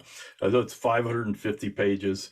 It's got 23 chapters, and each of those chapters written by the experts in that topic or that geographic area. Got over 100 color photographs. It's got over the information in there is based on the bibliography, or the literature cited, has over 3,000 individual citations of information that's cited on. So there was a mule deer book that came out 40 years ago, and it was edited by Charlie Walmo. And that mule deer book for 40 years has been the Bible of mule deer. Mule deer biologists throughout the West, if they want to know something about mule deer, they always went and pulled Walmo off the shelf. I've got a couple of copies. I've got about 3 copies of it. I think it's probably out of view there, but that was the Bible. But it was 40 years ago, so almost everything is really out of date. And I chair a Western Mule Deer Working Group, which has in Western North America has one mule deer or black-tailed deer expert from 24 Western states or Canadian provinces and territories in Western North America. And so there's one expert, a mule deer expert from each of those jurisdictions, and we get together a couple times a year and we work on continent-wide kind of mule deer conservation issues. And I've been the chair of that for 17 years. And through that, me and the other members of that working group and our collective friends in the mule deer world constitute everybody who knows anything about mule deer. And so we reached out to the experts of all of those topics to lead those chapters. And it's so much so that when the publisher wanted to find some mule deer experts to review the book, they couldn't, because everybody was involved in it. Everybody that was a mule deer expert was a co-author of something. So they had trouble finding anybody that was like in the mule deer world that wasn't already a part of it. So it's going to be, it's called Ecology and Management of Black-tailed and Mule Deer of North America. So it's got like 7 chapters based on the different ecoregions in North America. So there's a whole chapter on the coastal rainforest and the blacktails there. There's a whole chapter on the Great Plains, mule deer in the Great Plains, whole chapter on the Southwest Desert. So there's 7 of those ecological areas that are written by biologists in that area that know about the ecology and management of deer, of mule deer and black-tailed deer in that area. And then there's a whole chapter on migration led by a whole bunch of migration experts, led by Matt Kaufman, who's the one that's doing all of the Wyoming stuff that people hear about in the Wyoming Migration Initiative, and a chapter that I wrote with a geneticist that I've been working with for over 20 years, Emily Latch. And we wrote the first chapter, which was deer evolution, deer subspecies, and deer distribution. And I talk about some strange cases, like in the early 1900s when they brought a couple mule deer to New Zealand to see if they would take, and they never really took. And different places of odd distribution and translocations of mule deer to different areas. And so the book's just, it's a fascinating book. And when I was looking at the last of the page proofs before it went to publication, I just come away from that just kind of amazed at how cool it is. I'm really excited about it. Anybody that's interested in mule deer, that's going to be just an excellent resource. And it'll probably honestly be the last mule deer book like that ever, because 40 years from now, when this thing's obsolete, I don't think they're going to be publishing books in paper anymore. So it's probably going to be the Mule Deer Bible That's awesome. Well, forever. I know what you're saying, man. I have a publishing company I started with my friend Harvey Arden that worked with National Geographic, and I think down here in the corner over me, you see some cardboard boxes. Those are the books that have successfully held up things for years. It is just slow getting those off the shelf, man. Yeah. Even if people really liked it, it's just it. You know, we have the ebook format now, and that's something that everyone kind of jumps to. Is that is that something that y'all are also going to have a digital version of this as well, or is it strictly print? Yeah. Those are things that the publisher decides, but that Mule Deer book will have a digital version of some kind, and I'm not sure how it's going to be marketed, but for sure. Yeah. And my Deer of the Southwest, I worked really hard to not put stuff in there that would be dated. I mean, I wrote that so that it wasn't like you could tell it ended on a certain year. And that has really held up really well. So much so that when we went to reprint it and I went through and looked for things that needed to be updated, there were a few things that were small things that need to be updated, but it holds up really well. And the Mule Deer book's going to be like that too. That's excellent. Yeah, I was curious when you're talking about third printing, if there's different iterations and edits that have to be made, but it's great when you can be able to do something like that and have it stand alone. You know, I know that you do a lot of writing. I think over 300 different articles that you've written and different publications that you've worked with. One in particular that I know that you just put out was called In Defense of the Grip and Grin. And for those who are unfamiliar with that term, can you kind of maybe let people know and then discuss a little bit about what that article is? Because I think it kind of, you know, that there's some familiarity when you're talking about that, you know, 5% hunter, 95%, you know, non-hunting community, and how how it's important for us to recognize that as hunters. That well, if you can go ahead and explain kind of, you know, I don't want to put words in your mouth there. Yeah. The grip and grin is kind of what people refer to as those pictures that we take when we're successful in our hunt, and we kneel down next to the animal, we hold the antlers up, and everybody's smiling. So you're standing there, you're gripping, and you're gripping the antlers, and you're grinning, or in the fishing world, you're gripping a bass and you're grinning. And I wrote that article because I was a little conflicted. I was starting to hear people talk about how we shouldn't do grip and grins. You should never do that because the non-hunting public sees that as some kind of domination of wildlife, and you're sitting there with a dead animal, and that seems off-putting to some people. And so I was hearing that, and then I feel like there's nothing wrong with you work so hard to get an animal, especially if you get a beautiful animal, and your friends, your family that's hunting with you, they're there, and everybody's elated and everybody's excited, and you just want to capture that moment with this beautiful animal and everybody that was hunting with you.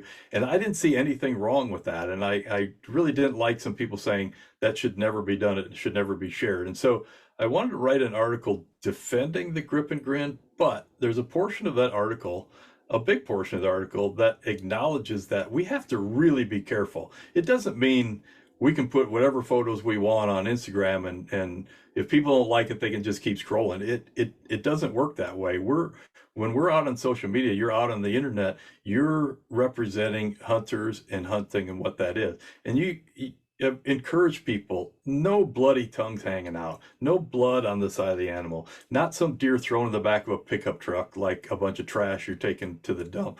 Don't be sitting on the animal. You don't put hats and cigars and sunglasses on the animal. Respect the animal. Present these photos that you're going to share beyond your close circle of friends. You're going to put them on the internet.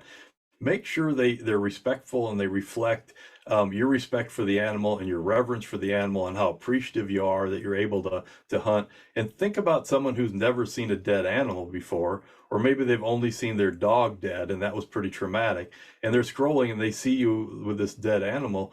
Think about what that looks like to them. And I had people comment to me on Instagram saying, well, they can just keep scrolling, or they shouldn't be on my site anyway. Well, that's not the way it works. They are on your site, and they're on your site to harvest some really gory pictures that they can use against you.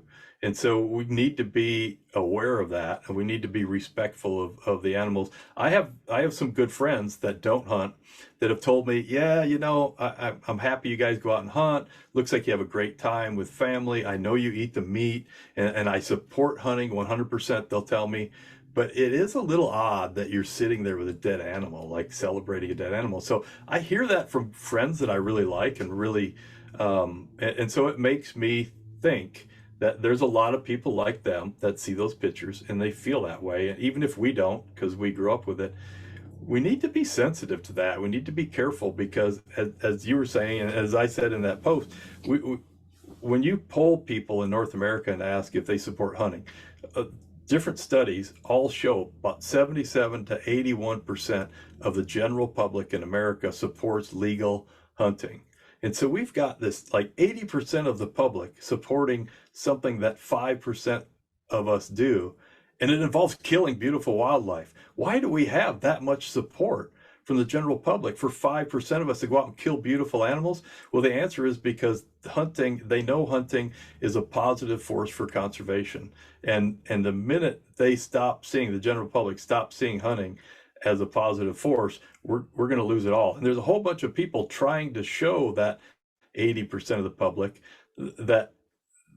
that hunting's a destructive force and that it's bad and it's gory. And the last thing we need to be doing is posting pictures on the World Wide Web, kind of supporting what they're trying to do, and that's to end hunting. So police yourselves. Think about what pictures you're sharing. You're not just pulling a little printout at work like people did in the 1970s before the internet and showing somebody at the water cooler. This is going everywhere, and there's tons of people that have had their careers ruined because they shared a picture of them with a dead animal. And just be careful of it, but it's nothing that we need to like hide from and not do. They're beautiful animals, and we're super happy that we were successful on the hunt. So I tried to kind of bring all of that nuance, both sides of that, and just have people think about it. Think about the grip and grin. No, I think it's super important, and I know that you had listened to the, the podcast previous to this one that with my buddy Matthew Mitchell, we talk about that. And as far as like when we take an animal, it's to maximize or rather when we take animals during hunting trips, it's to maximize the meat that we can have for our family and such too. And I think we probably put more pictures of our meals and our preparation or our reviews of other people's, meals, whether it's, Steve Rinella's cookbooks or Jesse Griffith's or different folks that we've, had associations with and things. And we're testing out this recipe and we're talking about this or that. And, or like your javelina recipe, you talked about like just different things I'm excited about trying or sharing with other people. And I like to make sure that I'm representing that. I like to share that personally, but I feel like that's a very good thing to show that it's like, not just, hey, look at these antlers on the wall, look at this, animal that's in, on the side, of a dirt road from, a ranch that we've shot, it's like, hey, this is what we actually do with it, and kind of representing that side of things and showing the respect for the animal. And because that's what it is to me. I was raised in a hunting environment, and it was about putting the meat on the table for the family. And 5 generations ago, that's when they fed all their workers. They would take a javelina out or whatever it is, and it was all about food and sustenance and sharing in that camaraderie. And it wasn't about trying to get the biggest of the best or being able to have the most inches on the wall, or it was really just about survival. And so I learned that kind of respect growing up. But I know a lot of people, they don't have that same awareness or kind of educational background in that kind of sense too. And I think it's important for us even to share this with other hunters and non-hunters alike, is like really kind of bring that to awareness. So I thought that was a wonderful article. I'm really glad you wrote that. Thank you for sharing that. I've definitely passed that on to some folks too. It's really good.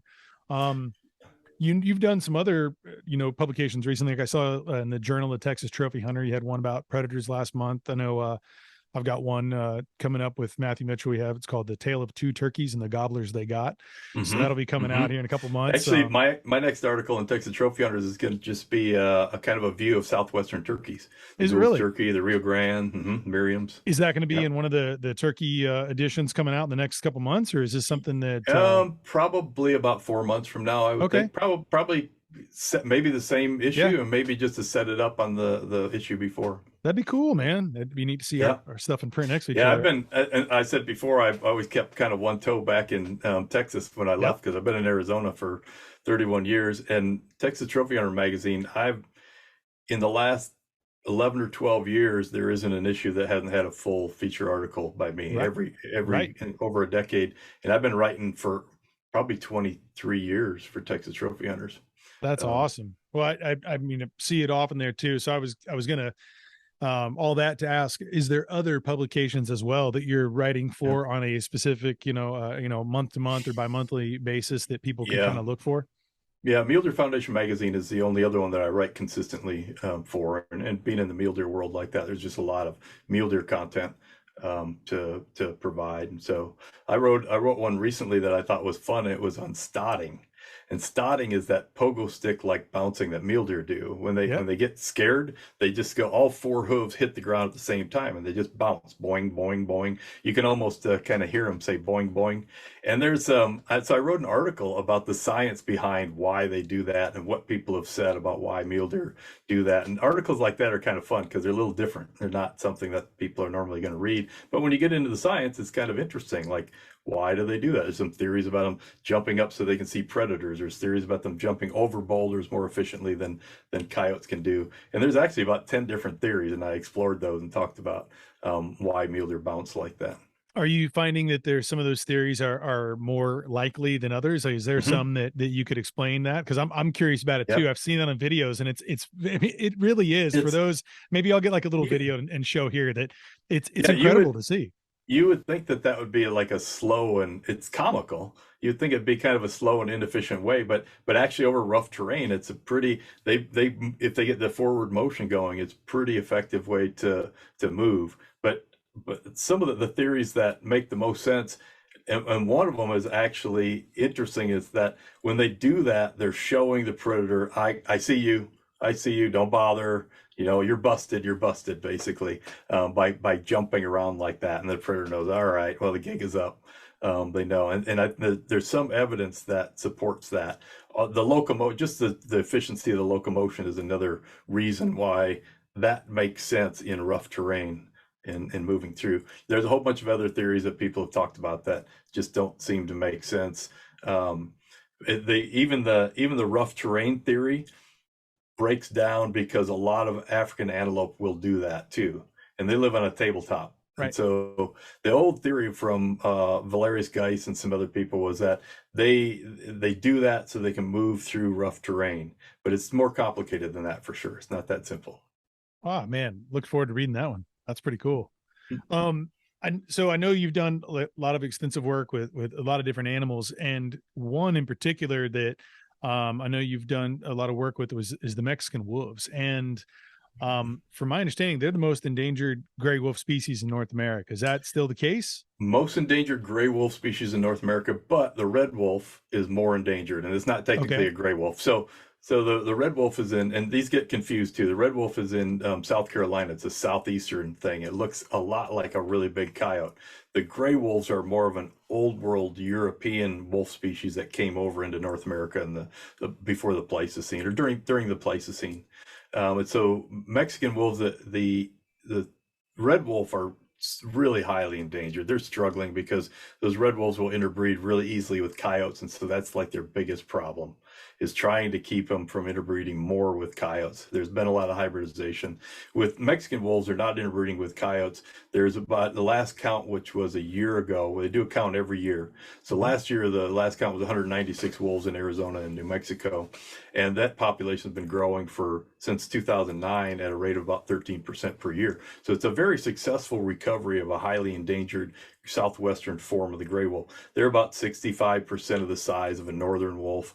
They're genetically different. Ecologically, they're different. They evolved in Mexico, in the Sierra Madre of Mexico. So they evolved chasing cows, whitetail, Gould's turkeys, jackrabbits, a wider diversity of smaller prey. And the southern extent of the wolf distribution, where you think on the opposite end of wolf distribution, Canada, they're eating moose and beavers. So bigger animals, a simpler system, and in Mexico they had a wider variety. There really weren't elk in Mexico, so they're eating a wider variety of smaller prey species, and their historic range never went up past southern Arizona and southern New Mexico.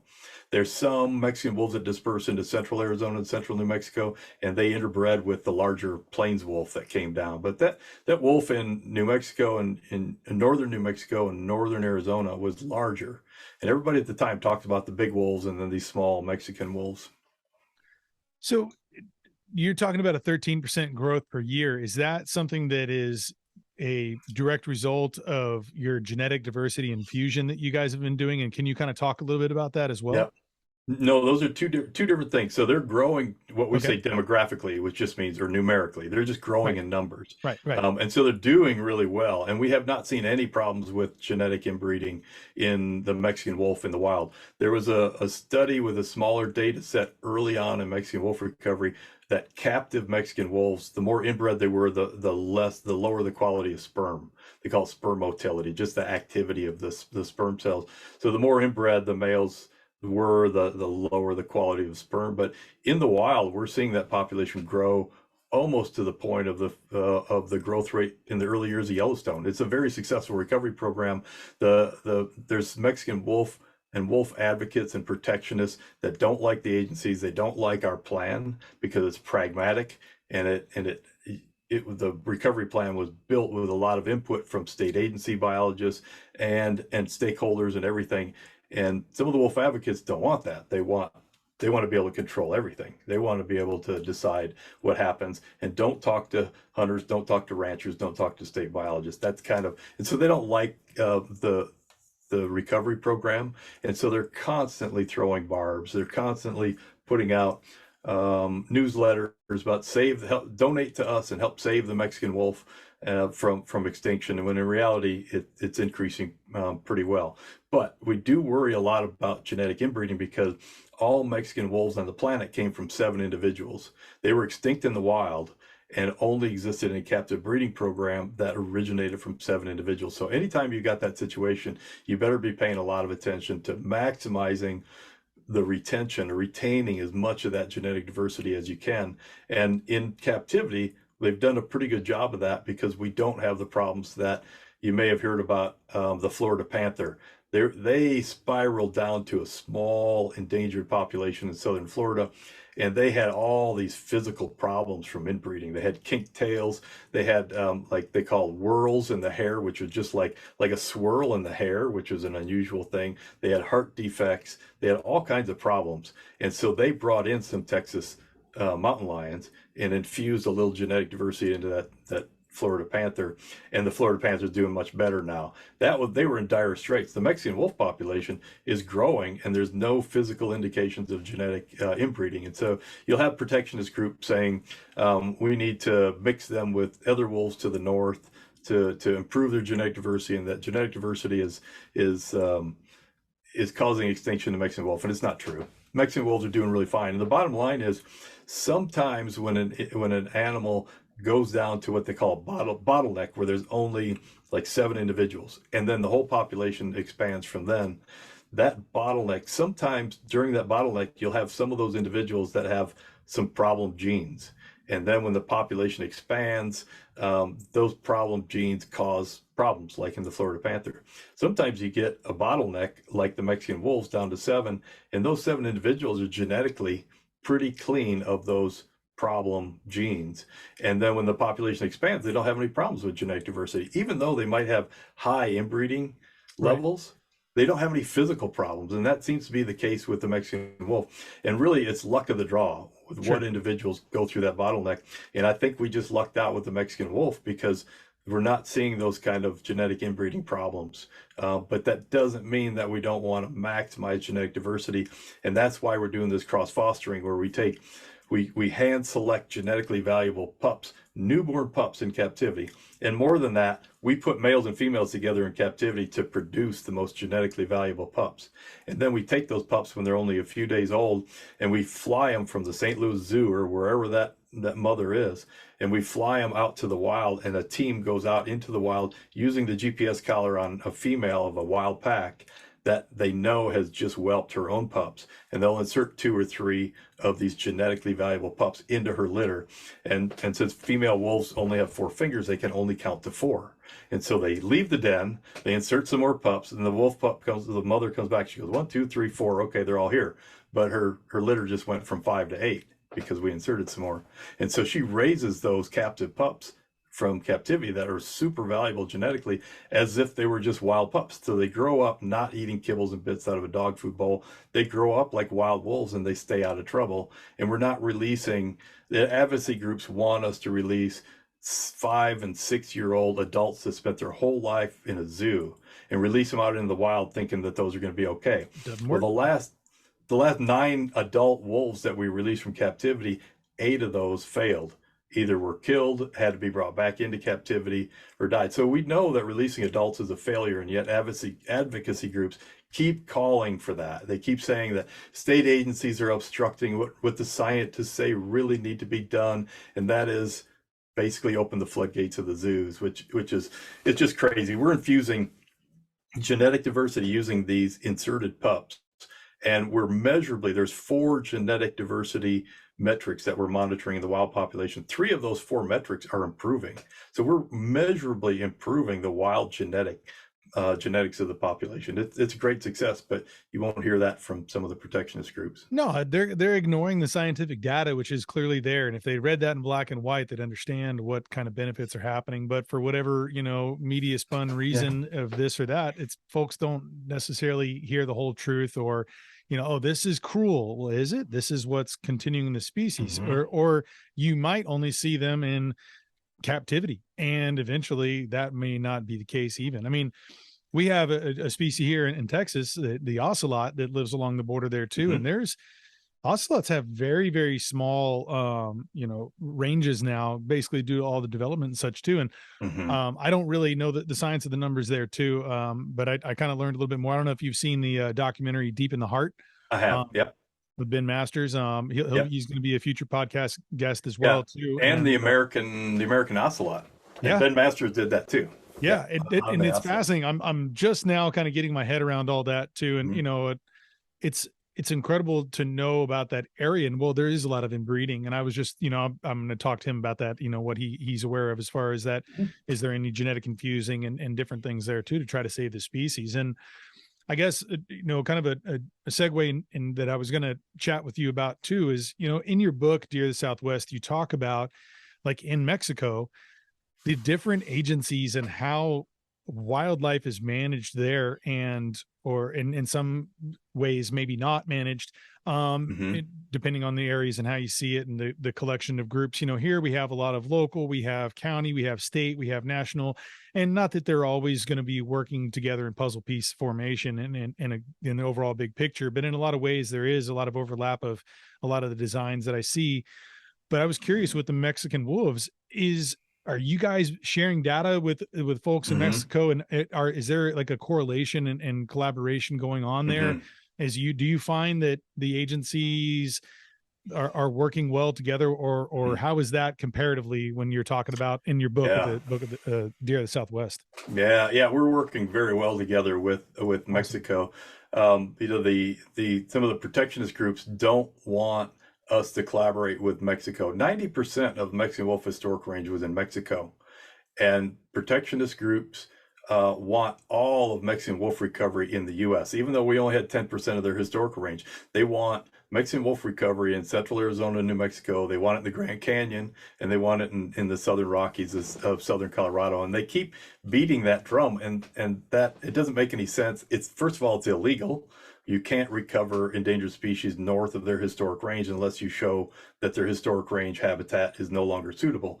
And we teamed up with a team of Mexican friends and colleagues that were experts in that. And we did a habitat analysis of the historical range of the Mexican wolf. And there's tons and tons. There's 81,000 square kilometers of not just Mexican wolf habitat, but high quality Mexican wolf habitat in their historical range. And some of these groups don't want to hear that. It's like they stick their fingers in their ear and la la la la la, because it's peer-reviewed science. We've published that paper, and it's clear that there's a bunch of habitat there. And so we collaborate well with Mexico, but that happens because we have really good personal relationships with some of the biologists, some of the professors in the university, and people that are working on the ground with Mexican wolves. There's also a wild population of Mexican wolves in Chihuahua. That's the second population of Mexican wolves. That's part of the recovery plan. It's all part of the recovery. And that population, they released the first wolves in 2011. They've released wolves actually almost every year since then. And that wolf recovery, we've had at least one pack that's had 5 consecutive litters in 5 consecutive years. There's radio-collared wolves. Carlos Lopez Gonzalez is a professor at the University of Querétaro, and he's got a team that's out there monitoring, working with landowners, and working on more releases and kind of managing the depredations for the local ranchers. And so it's a successful process. It's going slower in Mexico because there's a lot more challenges in Mexico, but we're working through the people that we know on the ground. I think probably half of my friends live in Mexico. The people that when I see have a funny meme and I want to send something funny to a friend, it's more often going to Mexico City than it is going to any place in the U.S. So we have these really good friendships, strong friendships with our Mexican colleagues. And we go to Mexico once or twice a year. Pre-COVID, it was once or twice a year. We've gone once or twice since COVID has kind of opened it up. I got COVID in Mexico City, second time I got COVID. and so we have these good relationships, and that's what makes it work. Lots of communication, lots of collaboration about what's going on. Mexico, in the recovery plan, it says there will be a minimum of 320 Mexican wolves in the U.S., and that's the population that we have now. That's almost 200. And then we have at least 200 wolves in Mexico, and that can be in one population or 2 populations. That's up to Mexico. No, U.S. isn't going to tell Mexico how to manage their portion of it. And so we've got these 40 wolves in northern Mexico and Chihuahua. There's a second area in Durango that's really good quality habitat. And so Mexico's looking at that second area for a next population. And what's exciting about the Durango area, not only is that Durango area and the Chihuahua area the 2 places where the last Mexican wolves were, so it was good habitat, but that Durango area, the primary agricultural production is not livestock, which is where all the conflicts come from. That primary agricultural production in that Durango area is timber harvest. So you have people that are mostly interested in harvesting timber, not growing cows. And that is one of the last areas where Mexican wolves are. So that holds a lot of promise for Mexican wolf recovery for a second very successful population in Mexico to contribute towards recovery. So I'm excited about the Durango. That's great, man. And we have a plan. We've got a plan written. The Mexican biologist wrote a plan about Durango. We went down to Mexico City. We were talking to high-level officials about the second release area. We've got support for them. Things are rolling to move towards that as we continue to provide resources to the existing population. We're not going to abandon that.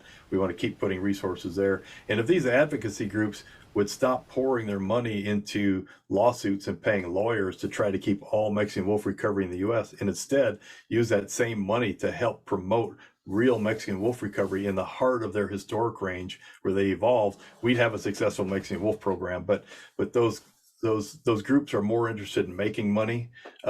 Even I just saw a news release this morning where they said that the Mexican wolf recovery was occurring very, very, very slowly. They just don't want to admit that it's successful because who's going to donate to their emails that say, save the Mexican wolf, if it's actually doing pretty well? It's got to be doing bad. They've got to talk about how the agencies are incompetent. They've got to talk about what a big failure it is. Otherwise, nobody's going to be writing checks and sending them tons of money. Well, and ultimately, those checks that are sent to those groups probably don't find their way into the true recovery programs, I'm assuming, since it's none of it. Zero amount. What are they really doing, right? Yeah. I mean, yeah.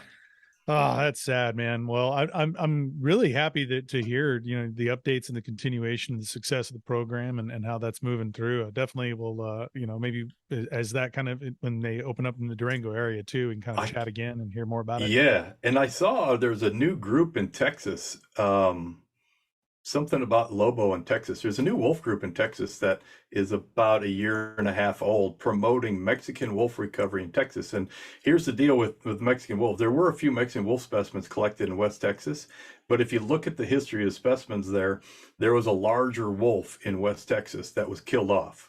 And people talked about this bigger wolf in West Texas. It was killed off. There was a decade or a couple decades with no wolves in West Texas. And then these 2 young Mexican wolves that they thought were litter mates showed up, and they were both trapped like 60 miles apart. And they felt that those were 2 litter mates that dispersed up from the Sierra Madre in Mexico, and they were trapped in West Texas. And then a third one that they thought was a Mexican wolf was trapped in West Texas. But there's this history of West Texas having not the Mexican wolf, but a larger wolf, having them all extirpated and killed off. some period of time with no wolves, and then a couple wolves coming from Mexico, Mexican wolves coming from Mexico. So whether I don't, that doesn't sound to me like Mexican wolves were native in West Texas. That's kind of a fringe area where they dispersed up historically. I'm sure they did, probably interbred with whatever wolves were in West Texas and the Davis Mountains, which is where one of the Mexican wolves was trapped. But it's really not what you would consider core Mexican wolf habitat, kind of a fringe dispersal area. So when people talk about bringing Mexican wolves back to West Texas, it's not really historically accurate. It's kind of a fringe area of intergrade.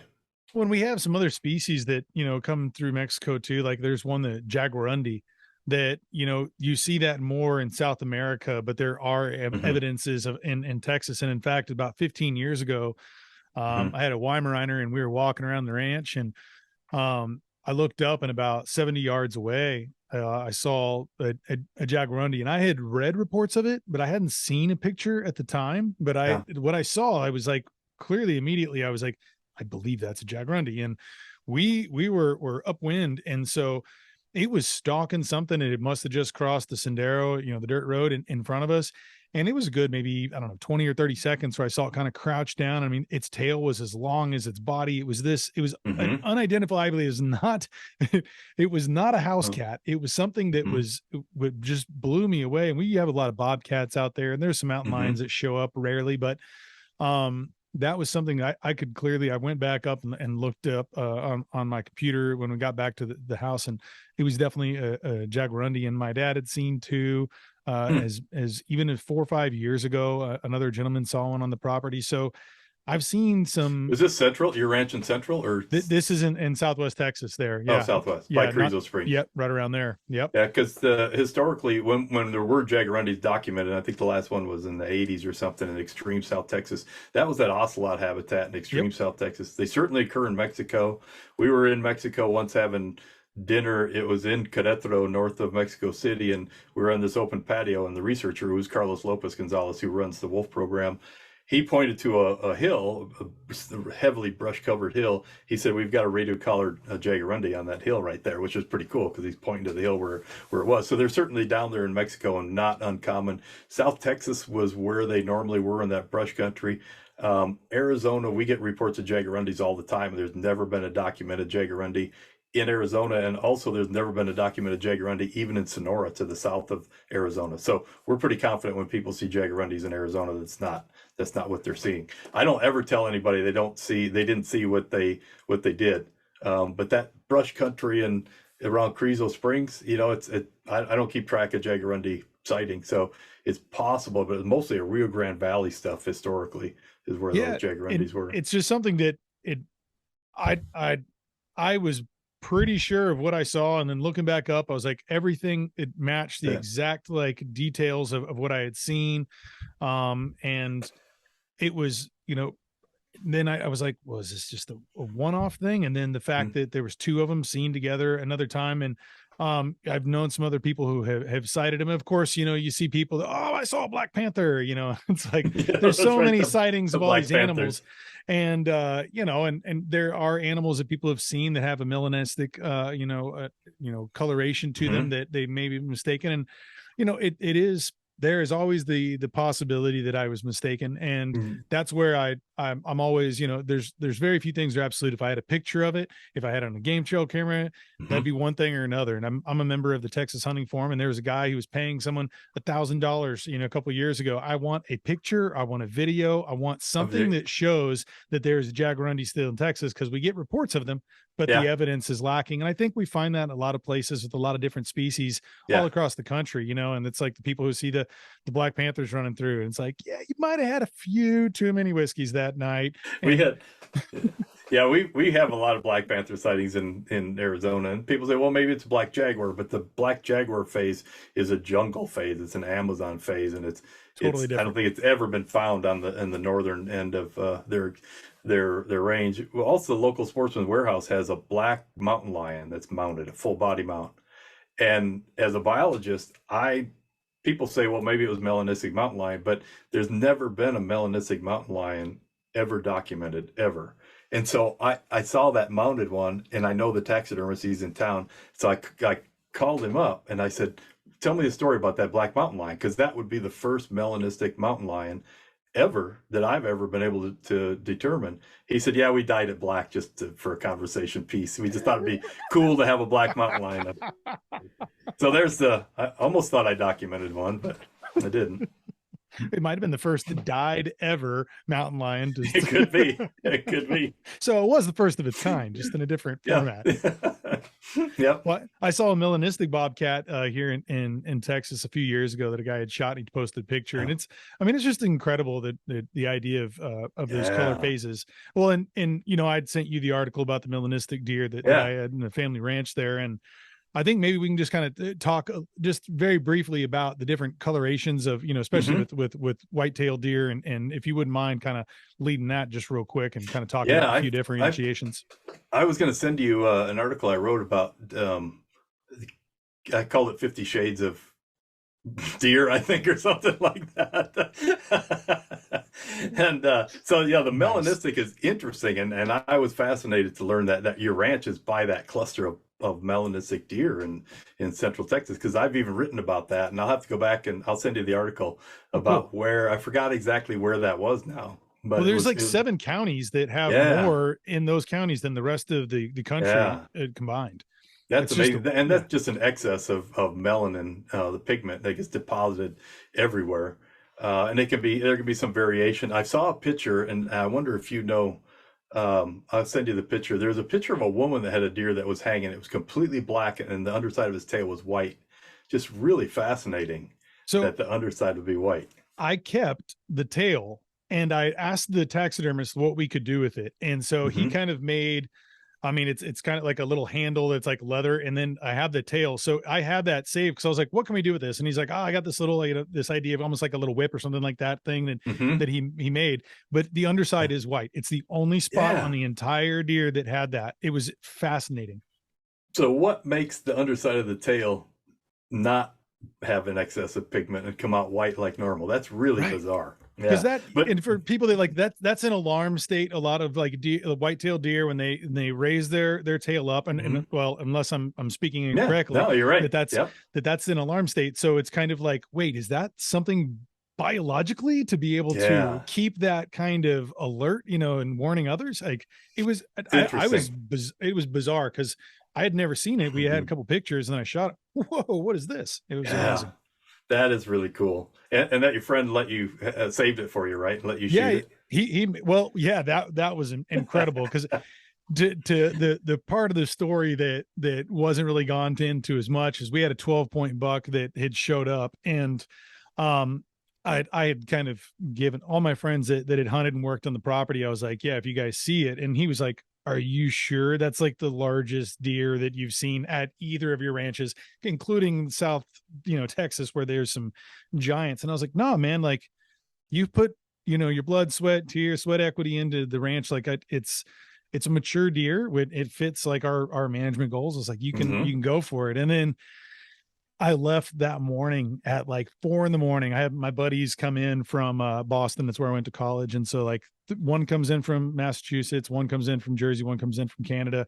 And every couple of years, like we go and we get together. And so we had to leave at like 4 a.m. because someone had like a 8 o'clock plane flight out of like Houston. So right before I left, I was kind of looking at some game trails and stuff, and some cameras and SD cards. And I told him, I was like, okay, I just pulled these cards 4 days in a row. This thing shows up at like 7:19 a.m. at this particular spot. And he had like the worst morning in the world. Like the coffee pot, like wasn't sat right. So it like, it went had to clean everything up. And he like texted me at like 7:23, and he was like, you were wrong. It showed up at 7:21. But like clockwork. So he got that. Wow. And this guy had never, ever even cleaned a deer on his own. Like a friend of ours, it was his first buck ever. Then I'll have to send you a picture of this, or I'll post it in here. It was a monster. And so a friend of ours had like shot a doe the day before and was like, hey, come here, see how I go ahead and process this. So, but he felt like when he saw that melanistic deer, he's just like, dude, there's no way I can shoot that. I've already taken the biggest buck ever seen, maybe in this county. So it was all fair play there. And so it was a culmination of timelines that worked out. And it happened to be my very first deer that I'd ever taken on my family ranch because, Oh, in Southwest wow. Texas, they're so much bigger. It's like literally Mm-hmm. 50 pounds Mm-hmm. difference in mature deer. And I'd Yeah. always hunted there. And so I'd always let my in-laws and friends take the ones in Central Texas because we had a limited Mm-hmm. number that we took. And so that was Mm-hmm. the first deer, and it happened to be on November 11th, which was Veterans Day. And my Yeah. grandfather bought the ranch. He was a veteran. No, I mean, you know the story, but Yep. Yep. Yep. just it was really a culmination of so many wonderful things. And to have my wife and my youngest there with me, it really meant a lot to me. And so that's that That's neat. it's that kind of that trophy. It's not that for me, it's like being able to look up there and I think about all the years and all the work we did, because we saw that, my wife and I, together when we first had our wild game biologist like out on the property, and like Mm-hmm. we saw it run by us, and so we knew we had melanistic deer. And so to finally have an interaction with one, it was incredible. But back to the Yeah. I'm sorry, that was Yeah. a long No, that's turnaround it. to get back to like That's interesting. I wanted to hear about like also some of the other colorations, like Mm-hmm. albinos and maybe Yep. piebalds. If you could explain some of the differentiation there Yeah, too. a lot of people see a white deer and they call it an albino, but there's really two kinds of pure white deer that you can get, and one is an albino, and that's the opposite of melanism. That's the complete lack of pigment, and so their eyes are pink. The antler velvet is white and pinkish, and the pink comes from blood vessels underneath the skin. Their hooves are pink, their noses are pink. Everything's pink on a true albino, and that's a recessive genetic condition, which means you've got two alleles, and you've always got a dominant allele. And if you got a normal color for a dominant allele, it takes over, and the deer just produces normal colored deer. But when you happen to get a combination where a deer gets that albino gene from a mother and albino gene from the father, and that's all it has, then it's an albino. So that's why it shows up just rarely, because in most of the cases that albino gene is going to be covered up by a normal color gene. And so that's a genetic condition. Leucism, an animal can be pure white and have regular dark hooves and black eyes and a normal nose even, and all of its fur can be white, and that's called leucistic, or a leucistic deer, and that's a genetic condition too, but it's different than albinism, or being an albino, where you do have pigment in those kind of structures, the eyes and inside the ears and in the hooves. And that's different from piebaldism, and which the animal looks kind of like a paint horse, or it's got blotches of white and blotches of normal color, and it can be mostly white or mostly dark. It can be normal colored with like a white forehead, and so it's also a genetic condition. It's a genetic condition that comes along. Piebaldism comes along with some other physical abnormalities. They can have a big Roman nose, they can have bowed legs, they have skeletal abnormalities, they have sometimes some other internal problems. So there's a lower survival of those animals with the piebald gene. But sometimes you've seen, even in Texas, even someone shot what they call the calico buck, which is a big piebald 8-point that they shot. So you get some that don't have too many of those other problems, and they grow to maturity and they show up in the harvest. Someone shoots one. We had a piebald hen on our ranch. Mm-hmm. And that was, of course, in Central Texas and a lot of counties around there, you can only shoot gobblers. So Uh-huh. it was just something that for like 4 years, I'd take my camera out there and snap photos, and it was just beautiful to see. And, Yeah. obviously it's like, whoa, it stood out. Yeah. And, Yep. so it was a neat thing to kind of try. I haven't seen it in the last 2 years. So my guess is it wasn't there, but it was something I had never seen in 20 something years over there. And then all of a sudden saw one, it's just one of those abnormalities that happens out there in nature, that it's just a cool circumstance. It'd be interesting to see if some more pop up from I'm keeping track, man. I've gotten more into turkey hunting in the years, and so I'm out there doing a lot more scouting and evaluation throughout the years. So I'm keeping my eyes open. There's some other abnormalities that have to do with the coat color, and one is retaining fawn spots along the backbone. You can get a 2 or 3 year old deer that will have these spots that it just, for whatever reason, it holds on to them, and I don't think anybody really knows what the deal is there. There's also deer that will show up with a mane, like a horse mane, on the back of the neck. And pronghorn antelope normally have a mane. Horses have a mane. Sometimes you'll get a deer that shows up with an actual mane on its back of a couple inches tall. So, And who knows what that is? It's some throwback from some old evolutionary gene or some abnormality that produces it. well, we have in that place where we have melanistic animals, or melanistic deer. There's a couple does that we have that have half of their face is black, just like the bottom half, Really? and then a black mohawk. Like, I mean, you sometimes have that darker line on the top of deer, but this one, it's like, so we call her stripe, think about the good gremlins, right? But that thing is, it is incredible. And I've been seeing her the same thing. There's no differentiation throughout the whole year. When she sheds her Jeez. coat, it's the same thing. And it's just one of the most bizarre things. There's obviously some melanistic, thing Yeah. in part of her face and part of her coat, Yeah. but it's the most bizarre. No one's seen her in person. We've always been, because she's been some that, And she's more in the mature age, but we've got tons of pictures throughout the years. I'll send you yeah, some. It's I'd like to see fascinating. pictures of that. That's really Yeah, interesting. I'll post some up on Instagram later on today, and tag you in it so Yeah. you can kind of check that out. But yeah, Okay. it's fascinating. I love all the colorations and Hmm. different, Hmm. abnormalities you see. And it's really neat. And it's very easy to identify that particular animal because Yeah. of whatever Yeah. it is.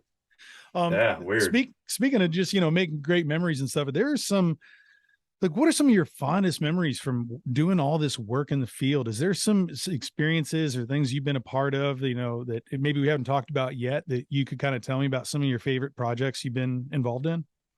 Well, I think I spent my first 23 years as a regional biologist, and so I was involved in so many things. We did annual bighorn sheep surveys where you're hanging out of an open door of a helicopter and you're flying by all these cliffs and you're classifying bighorn sheep and all of the years of deer surveys, and I think that's really fun. It's super dangerous. We all biologists know people that were killed or injured in a helicopter crash. It's I don't think I had an Instagram post recently about the dangers of helicopter surveys and biologists, and people don't appreciate the danger that biologists put themselves in, and we've done a lot of that. We had one particular case where we had bighorn sheep that someone released 5,000 domestic goats near one of our desert bighorn sheep populations. The goats, of course, ran right up into the habitat and the cliffs with bighorn sheep, gave the wild bighorn sheep two different diseases, keratoconjunctivitis, which is pink eye, and also contagious ecthyma, which is a highly contagious virus that turns their whole mouth into a scabby, bloody mess. And so we had wild bighorn sheep with those two diseases, and this was in the winter of 03 and 04. And so we had a helicopter up, and we were locating these sick sheep, jumping out of a helicopter. They were blind from the pink eye, completely blind, and then their muzzles were all bloody. And all of that stuff coming off the muzzles was highly infectious fluid that Sure. can infect other animals. So we were Right. jumping. The helicopter would tow in, not even land, but tow in. We'd jump off a few feet. We'd go, and then he would come and hover over the blind bighorn sheep. And with that bighorn sheep, since it was blind, it couldn't see. And with the rotor wash above it, it couldn't hear us walking on gravel. It was just all noise, and the bushes were moving. And then we would sneak in and we'd just grab the sheep and flip it over, and bulldog it and get it down. And then we would give it antibiotics that would help with some of the pink eye, because that's a bacterial thing. We give it antibiotic eye ointment to try to solve that blindness and start healing the eyes. And then we had what we thought was a vaccine from the contagious ecthyma. I don't know how effective that was, but we were working with a vet. The vet was telling us what to do. So we were capturing these sheep by hand, medicating them and letting them go. And I think we still lost a lot of bighorn sheep, but I think we saved a good portion of that population from about half of them got killed by mountain lions because they're walking around Yeah. blind Can't in see them. circles and Sure. blind. And so they're getting ambushed. And so we saw that. But then I was in between these captures, which were every 2 weeks. I was back in my office and I noticed a big blister on my wrist. And we had flight suits and rubber gloves, but that part right there was exposed between the rubber glove and the flight suit. I saw a blister, and I had been researching this contagious ecthyma disease a lot to learn more about it. And there's a human form, humans can get it, and the human form is called ORF, O-R-F. And it was known with the old Basque sheep herders that spent a lot, lived with the sheep, they would get this contagious ecthyma once in a while. And so as soon as I saw a blister, I knew exactly what it was. So there was a new research paper that was just published about the history of this disease in humans, and it's not any problem. It just, you cover it up and then it just goes away, and whatever, you probably get titers so you're not susceptible to it, but it's not any really human health issue. But you still don't want to tell people that you caught a disease from a sheep. That's kind of embarrassing. So I went into my doctor and I brought this research paper and I told him, this is what it is. This is what I've been doing. And he thought that was fascinating because he had never seen it before as a doctor. And he said, can I copy this paper? And I said, no, it's your copy. I brought you that copy. And he said, wow, I should probably pay you the copay. This was really interesting that I get to see that. And then there was a graduate student working with us who also caught it on the back of his hand. And he went to since he was a student, he went to the university hospital. And at the university hospital, they called down the infectious disease expert from upstairs. He looked at it and he said, follow me. And he dragged the graduate student up to the 4th floor where they were having a conference on infectious diseases. And he put him in front of the room and had everybody try to guess, here's what he's been doing. Here's what he's in contact with. Now, what's he have? And turned into a question answer thing. And then they actually published a 2-part question and answer thing in the Journal of Virology where they showed the picture, they showed what he had been doing, and then in the next issue, they told, you're supposed to guess what it was. They would tell what it was. So he was part of that. So he got a publication out of it as a graduate student. So that was that was an exciting and rewarding kind of situation. There was several times where I was sneaking up to like a bighorn sheep ram, and the ram was blind, so he didn't know, but he was running, and you get a full force of a bighorn sheep in your chest.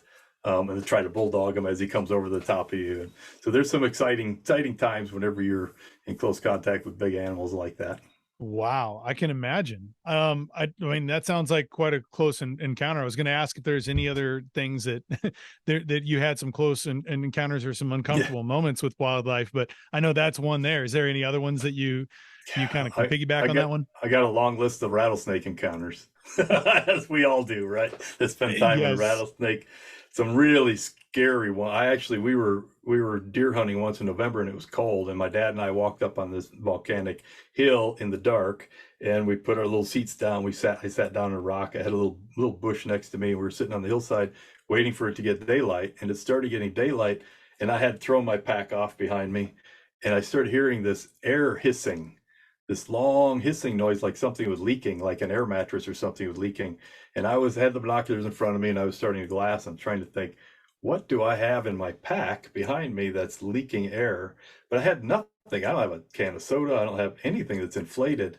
And this hissing kept continuing, this long drawn out hiss.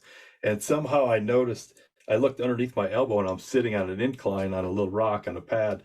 And there's this little bush, and there's a diamondback that's about 4 inches underneath my elbow.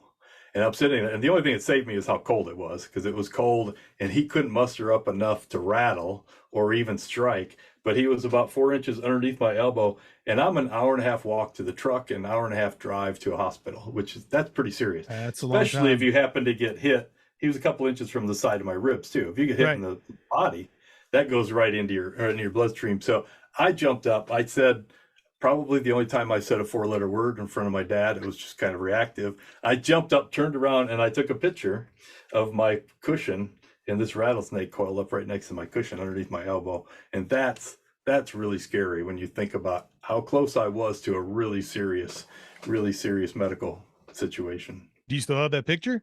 Yeah. You got to send that to me. I'll put it up here. I don't think that's going to be, I don't know if I put that on Instagram or not, but I can send you that.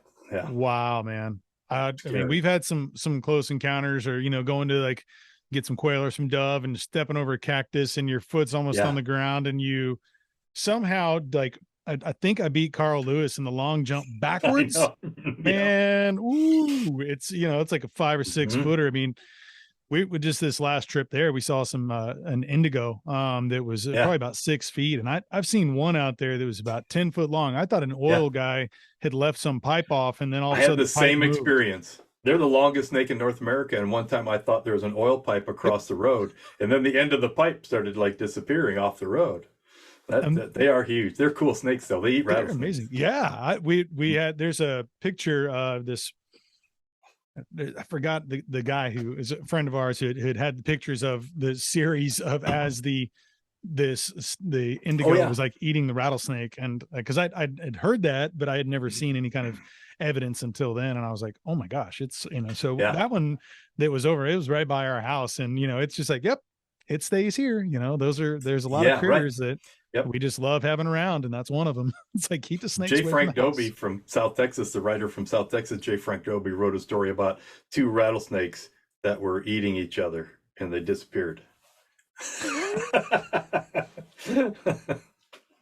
So he wrote a book about black cowboys in Texas here. Oh, And really? I'm trying to remember the name of it, but in it he talked about a guy named Bob Lemons, yeah, and how he was the original Mustanger. So he called him the most original Mustanger. So there, in the book that I'm working on about Bob Lemons, there's a lot of Adobe references and quotes, because he actually came out to the ranch. And is when Bob Lemons was in his elder years, the last 15 years of his life, he was going blind, and then had finally gone blind. And he had a house that was about 100 yards from my family's ranch house, and they had a slick wire.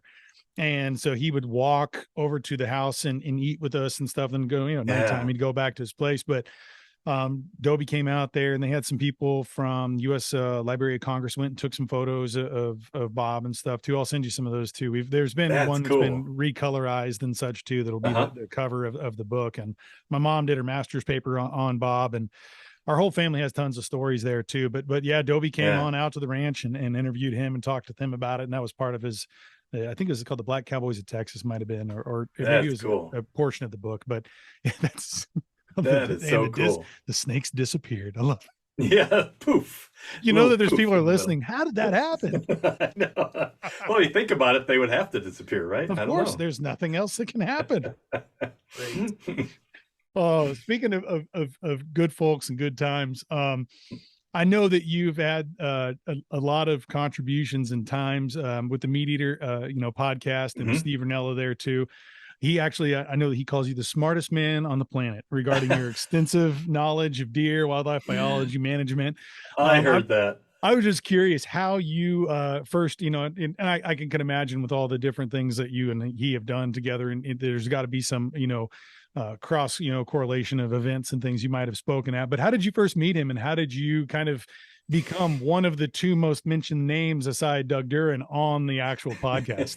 Yeah, I was listening to that podcast and I heard Steve say, "Man, he's the smartest man on the planet." And I thought, "Oh no, I'm going to hear about this." Sure enough, I heard it from my son Levi's wife, who sent me a text and said, "Please." You're like, "Yes, it's been quoted on national you heard it podcast. It is true." You heard it here.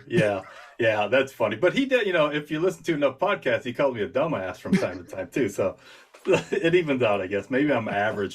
I'm of average intellect, maybe. There you go. After all that. Yeah. A little bit of each. Yeah. Well, I was listening to Meat Eater podcasts, and because of Steve's interest in archaeology and paleontology, and we just have a lot of crossover, a lot of mutual interests in topics. And so I would hear things on the podcast, and I would send him. I said, "Well, yeah, you talked about this, and you said you weren't sure about it. Well, here's this new scientific paper that talks about, either supports exactly what you were saying, or here's an article, or here's a scientific paper that shows that what you said was wrong." And it was never like people that get that well known. For some reason, other people like to complain about them and chew on them. You should see the nasty comments, even on Instagram, like, "Oh yeah, well, you don't know what you're talking about." I don't know why that is. If people feel better because they can point out some error, and I was never that way. I was always just like, "Hey, I thought you'd be interested in this, and hey, you talked about this, and you said this, and that's not quite right, and here's why it's not right." But it was never in a "aha, gotcha, aha, right. No more than you." It's about education. I'm helping you with some background information. I was always that way, and so he started. We started corresponding, and then I sent him all kinds of stuff. And I'm just interested in a lot of strange, goofy stuff. And I've been around long enough to have amassed a lot of kind of interesting stuff and interesting knowledge, because I've always been interested. And so we just started corresponding like that. And then he had me on the podcast for the first time right before COVID broke. It was like February of 2020, I think. And we just did a 2-hour thing. It's the episode's called Deer Nut. And we just talked about the interesting deer stuff, and we just continued to correspond. And he'll send me text messages and say, I'm gonna post this, is this right, or does this sound right? Or someone will write in and they'll send it to me and say, what do you think of this? And I'll just provide my input. And I think one of the things that has made that relationship good is I'm not a BSer. I'm not gonna pretend I know something I don't know. If they ask me something I don't know, I don't like pretend like, oh, I'm the expert. I got to come up with an answer. I say I don't know. I don't do that. In fact, Steve called me one time and wanted me to come on the podcast and talk about red wolves. And I'm not an expert in red wolves. I deal with Mexican wolves, and I could study up and try to be a poser and try to provide information. But I told them I'm not a red wolf person, and not only that, there's some people that know a lot about red wolves, and so you owe it to your audience, call them, right, to have the experts on that know this, instead of me pretending like, because I deal with this wolf, pretending like I know about red wolves. And in fact, one of the people who is an expert on red wolves is someone he's had on the podcast, the Turkey Doc, Mike Chamberlain, quite a bit. So I turned him on to Mike Chamberlain and told him he's had some graduate students that worked on red wolves. And I told Steve, I said, I know a lot of things about a lot of things, and that ain't one of them. And Steve ended up on the podcast saying that. And that really epitomizes kind of my relationship, is that I've never tried to pretend like the expert. If I don't know something, I don't know it. And I'm comfortable with that. I don't care. I don't know everything. I think that's something that a lot of folks get later in age. I mean, I remember I always wanted to be the person who had all the answers, growing up. And it's like, I don't care. And if I don't know, it's so easy to just be like, yeah, nope, go find out elsewhere, because I don't know the answer. Or especially when it's like about like wildlife or something that's like on our ranch, someone's like, oh, tell me about this bird. I don't know. Let's actually go find out together. And like, now that I have kids, that's something that is also very, all the questions that come, from the mouth of babes, right? It's like, I don't know that, but we're going to find out. And it's like, then you can kind of teach them to be able to teach themselves and things too. And it just kind of that it's something that evolution of your thoughts and things too, that I find it's not only on maybe in a biological level or wildlife level, it just happens I think that's a great thing when people can do that. And being able to also, in Steve's case and, in other folks' cases, like being able to ignore all that, that the static of people who are, I think it was like Joe Rogan who talked about, he's like, if you focus on any of that, it takes away from like what you can give to your family and to like all the like, there's going to be so many people that want to knock you down a peg and they want to like chip away. And it's like, they're taking away a piece of your time or a piece of who you are. You got to ignore that crap. And, it's like, if someone comes up with something that's factual, it's like, hey, this is against what you just said. It's like, oh, I will, I reserve the right to change my opinion. I forgot who had said that, but like, that's a very important thing, it's like, there was a famous ornithologist that once said, I'd rather be right than consistent. So he didn't mind at all changing, how he felt about something. He'd rather be right than consistent. And that's something I think about a lot. And I don't mind changing my opinion on a lot of things. No, it's the older I get, sometimes the less I know. It's like, like, and I use that a lot. I use that a lot. That let's go find out together. And I'll do that if Steve or someone from Meat Eater asks me a question and I don't know, I'll do some looking in with some of the resources I have, and then I don't come back like the expert. I say, hey, I looked into it. This is what I found. Let's look at it together. Basically, we'll learn together what it's like. And I think this may be a good kind of time to talk about this and maybe kind of wrap some things up. And when you're talking about finding things out and what it is that you can kind of learn is like throughout your experience and your time and working in your fields and as I know you said you had 4 sons, and I was just kind of curious, like, what is it that you particularly want to leave behind as your legacy? Is it, it could be academic, it could be family wise, it could be the combination of all those, but it's something that, I asked Doug Durham when he was on, and it's something that I really want to ask folks who have kind of made some, I think, significant contributions. And as you have, as an author, as a wild game biologist, as, as a writer, as an intellectual. And I know that there's a lot of things I could guess at, but I'd like to hear from you what you really kind of think of as your legacy. I think first and foremost is 4 boys. My wife and I had 4 boys. She used to work at the University of Arizona Vet Diagnostic Lab, and when we had our 3rd boy, daycare was more expensive than what she was making, even though she wasn't making, she was making pretty good money.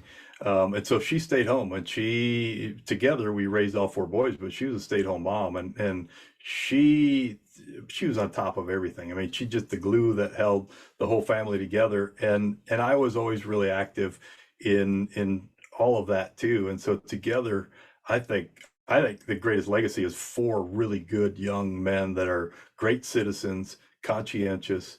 Um, Youngest one got a speeding ticket the other day, so we're dealing with that. But that's minor stuff compared to what can happen when you raise 4 boys. So Sure. I like to think that that's my magnum opus. That's my legacy done in combination with her.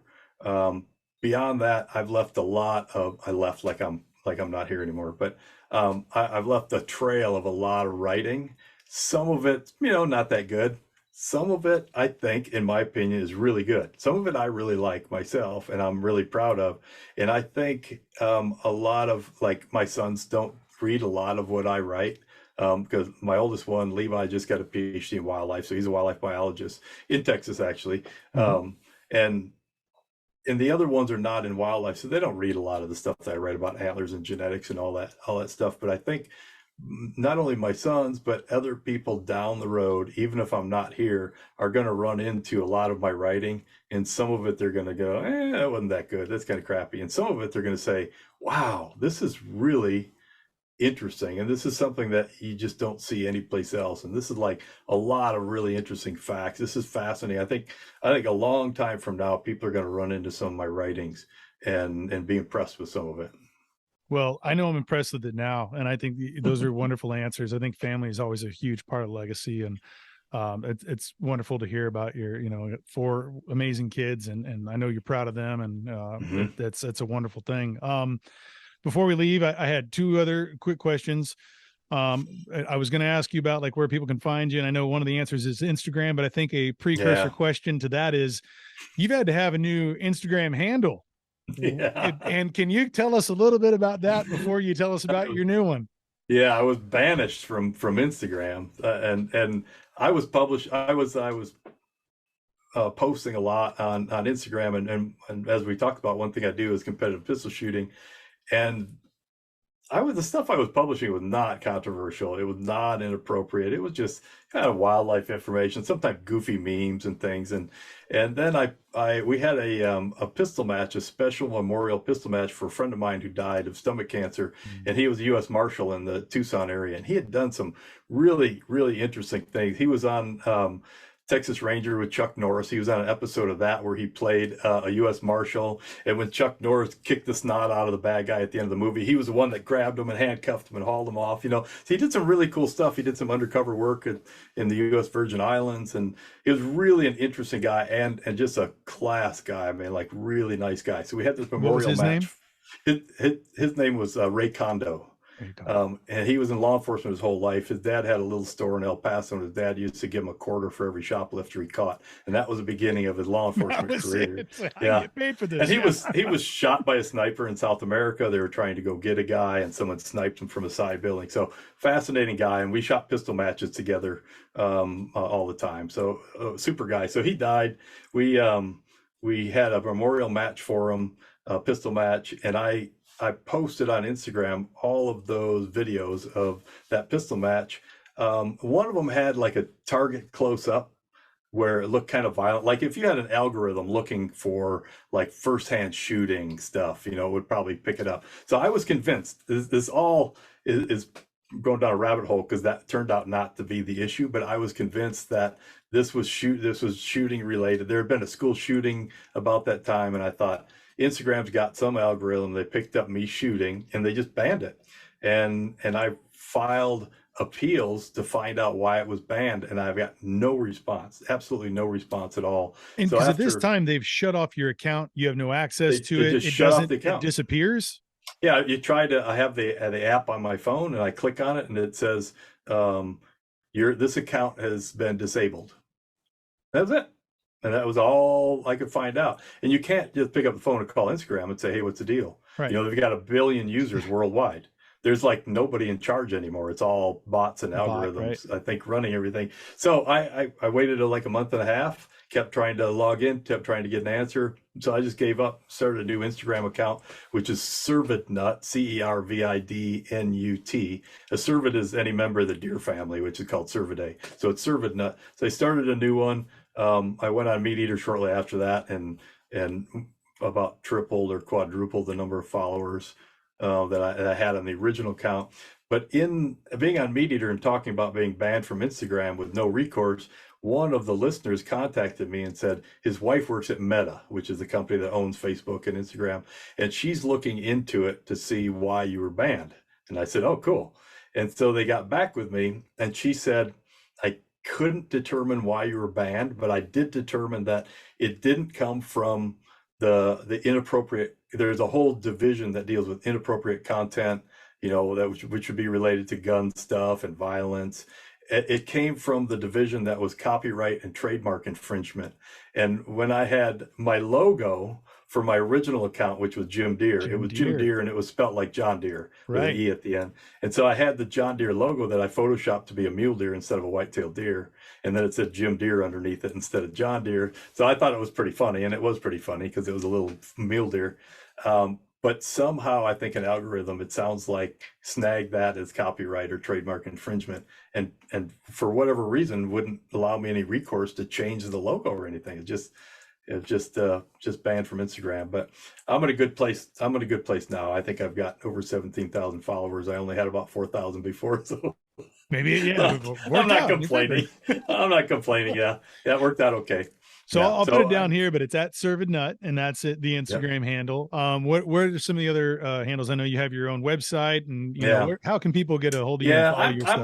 I'm on Facebook, but I mostly keep that to family, so that's not really. I mean, I don't put anything on Facebook that's not on Instagram, so nobody's missing anything anyway. But my website is deernut.com, DEERNUT.com, and I just completely revamped that about 6 months ago. And I basically threw away my old site and just started from scratch into a more appealing site with a whole bunch of stuff, including podcasts and video appearances. A lot, I would say most of my magazine articles are just there free as PDFs. You can just download them and read them. I sell my book, Deer of the Southwest, on there. There's a little bit about me and some other information on there. So you can check out the website. So it's really Instagram, deernut.com, and Instagram is ServidNut. Well, I definitely encourage everybody to go check out your pages there. Your website's fascinating. I've done some deep diving and checking out all the different podcasts and videos and your articles. It's just a tremendous amount of wonderful information, very educational spot. And Jim, I really want to thank you for coming on today. It's been just a sheer pleasure to get to know you and to chat with you today. And looking forward to maybe someday having you again on. If you have some other things you want to, maybe when your book comes, the next books that's coming out. And if you can just remind everybody the name of that book and where they can, where they'll be able to find that when it comes out. Yeah, in May will be the release of Ecology and Management of Black-tailed and Mule Deer of North America, and that comes from the publisher is CRC Press. There's a Taylor Francis publication is usually the website it's on, but if you just Google Ecology and Management of Mule Deer and Black-tailed Deer, it'll come up. You can come up with a link, and there's a spot there where you can pre-order after April 15th. I think you can start pre-ordering it. So it has an online presence already as a placeholder for this book coming out, so you can find that and then just track it and see when it's available. Great, man. Well, I've got my reminder set. I'm definitely going to be pre-ordering that right off the bat. I can't wait to read it. Yeah, I appreciate you having me on. I love the South Texas connection, be able to talk about South Texas, talk about Meat Eater, talk about a lot of different things that my career and my life touches. Yeah, absolutely. Well, thank you once again. And, I hope you have a great rest of the week. And we'll definitely be putting all the links and everything for people to come check out your stuff. Good. Thanks. Yeah, you're welcome. Take care.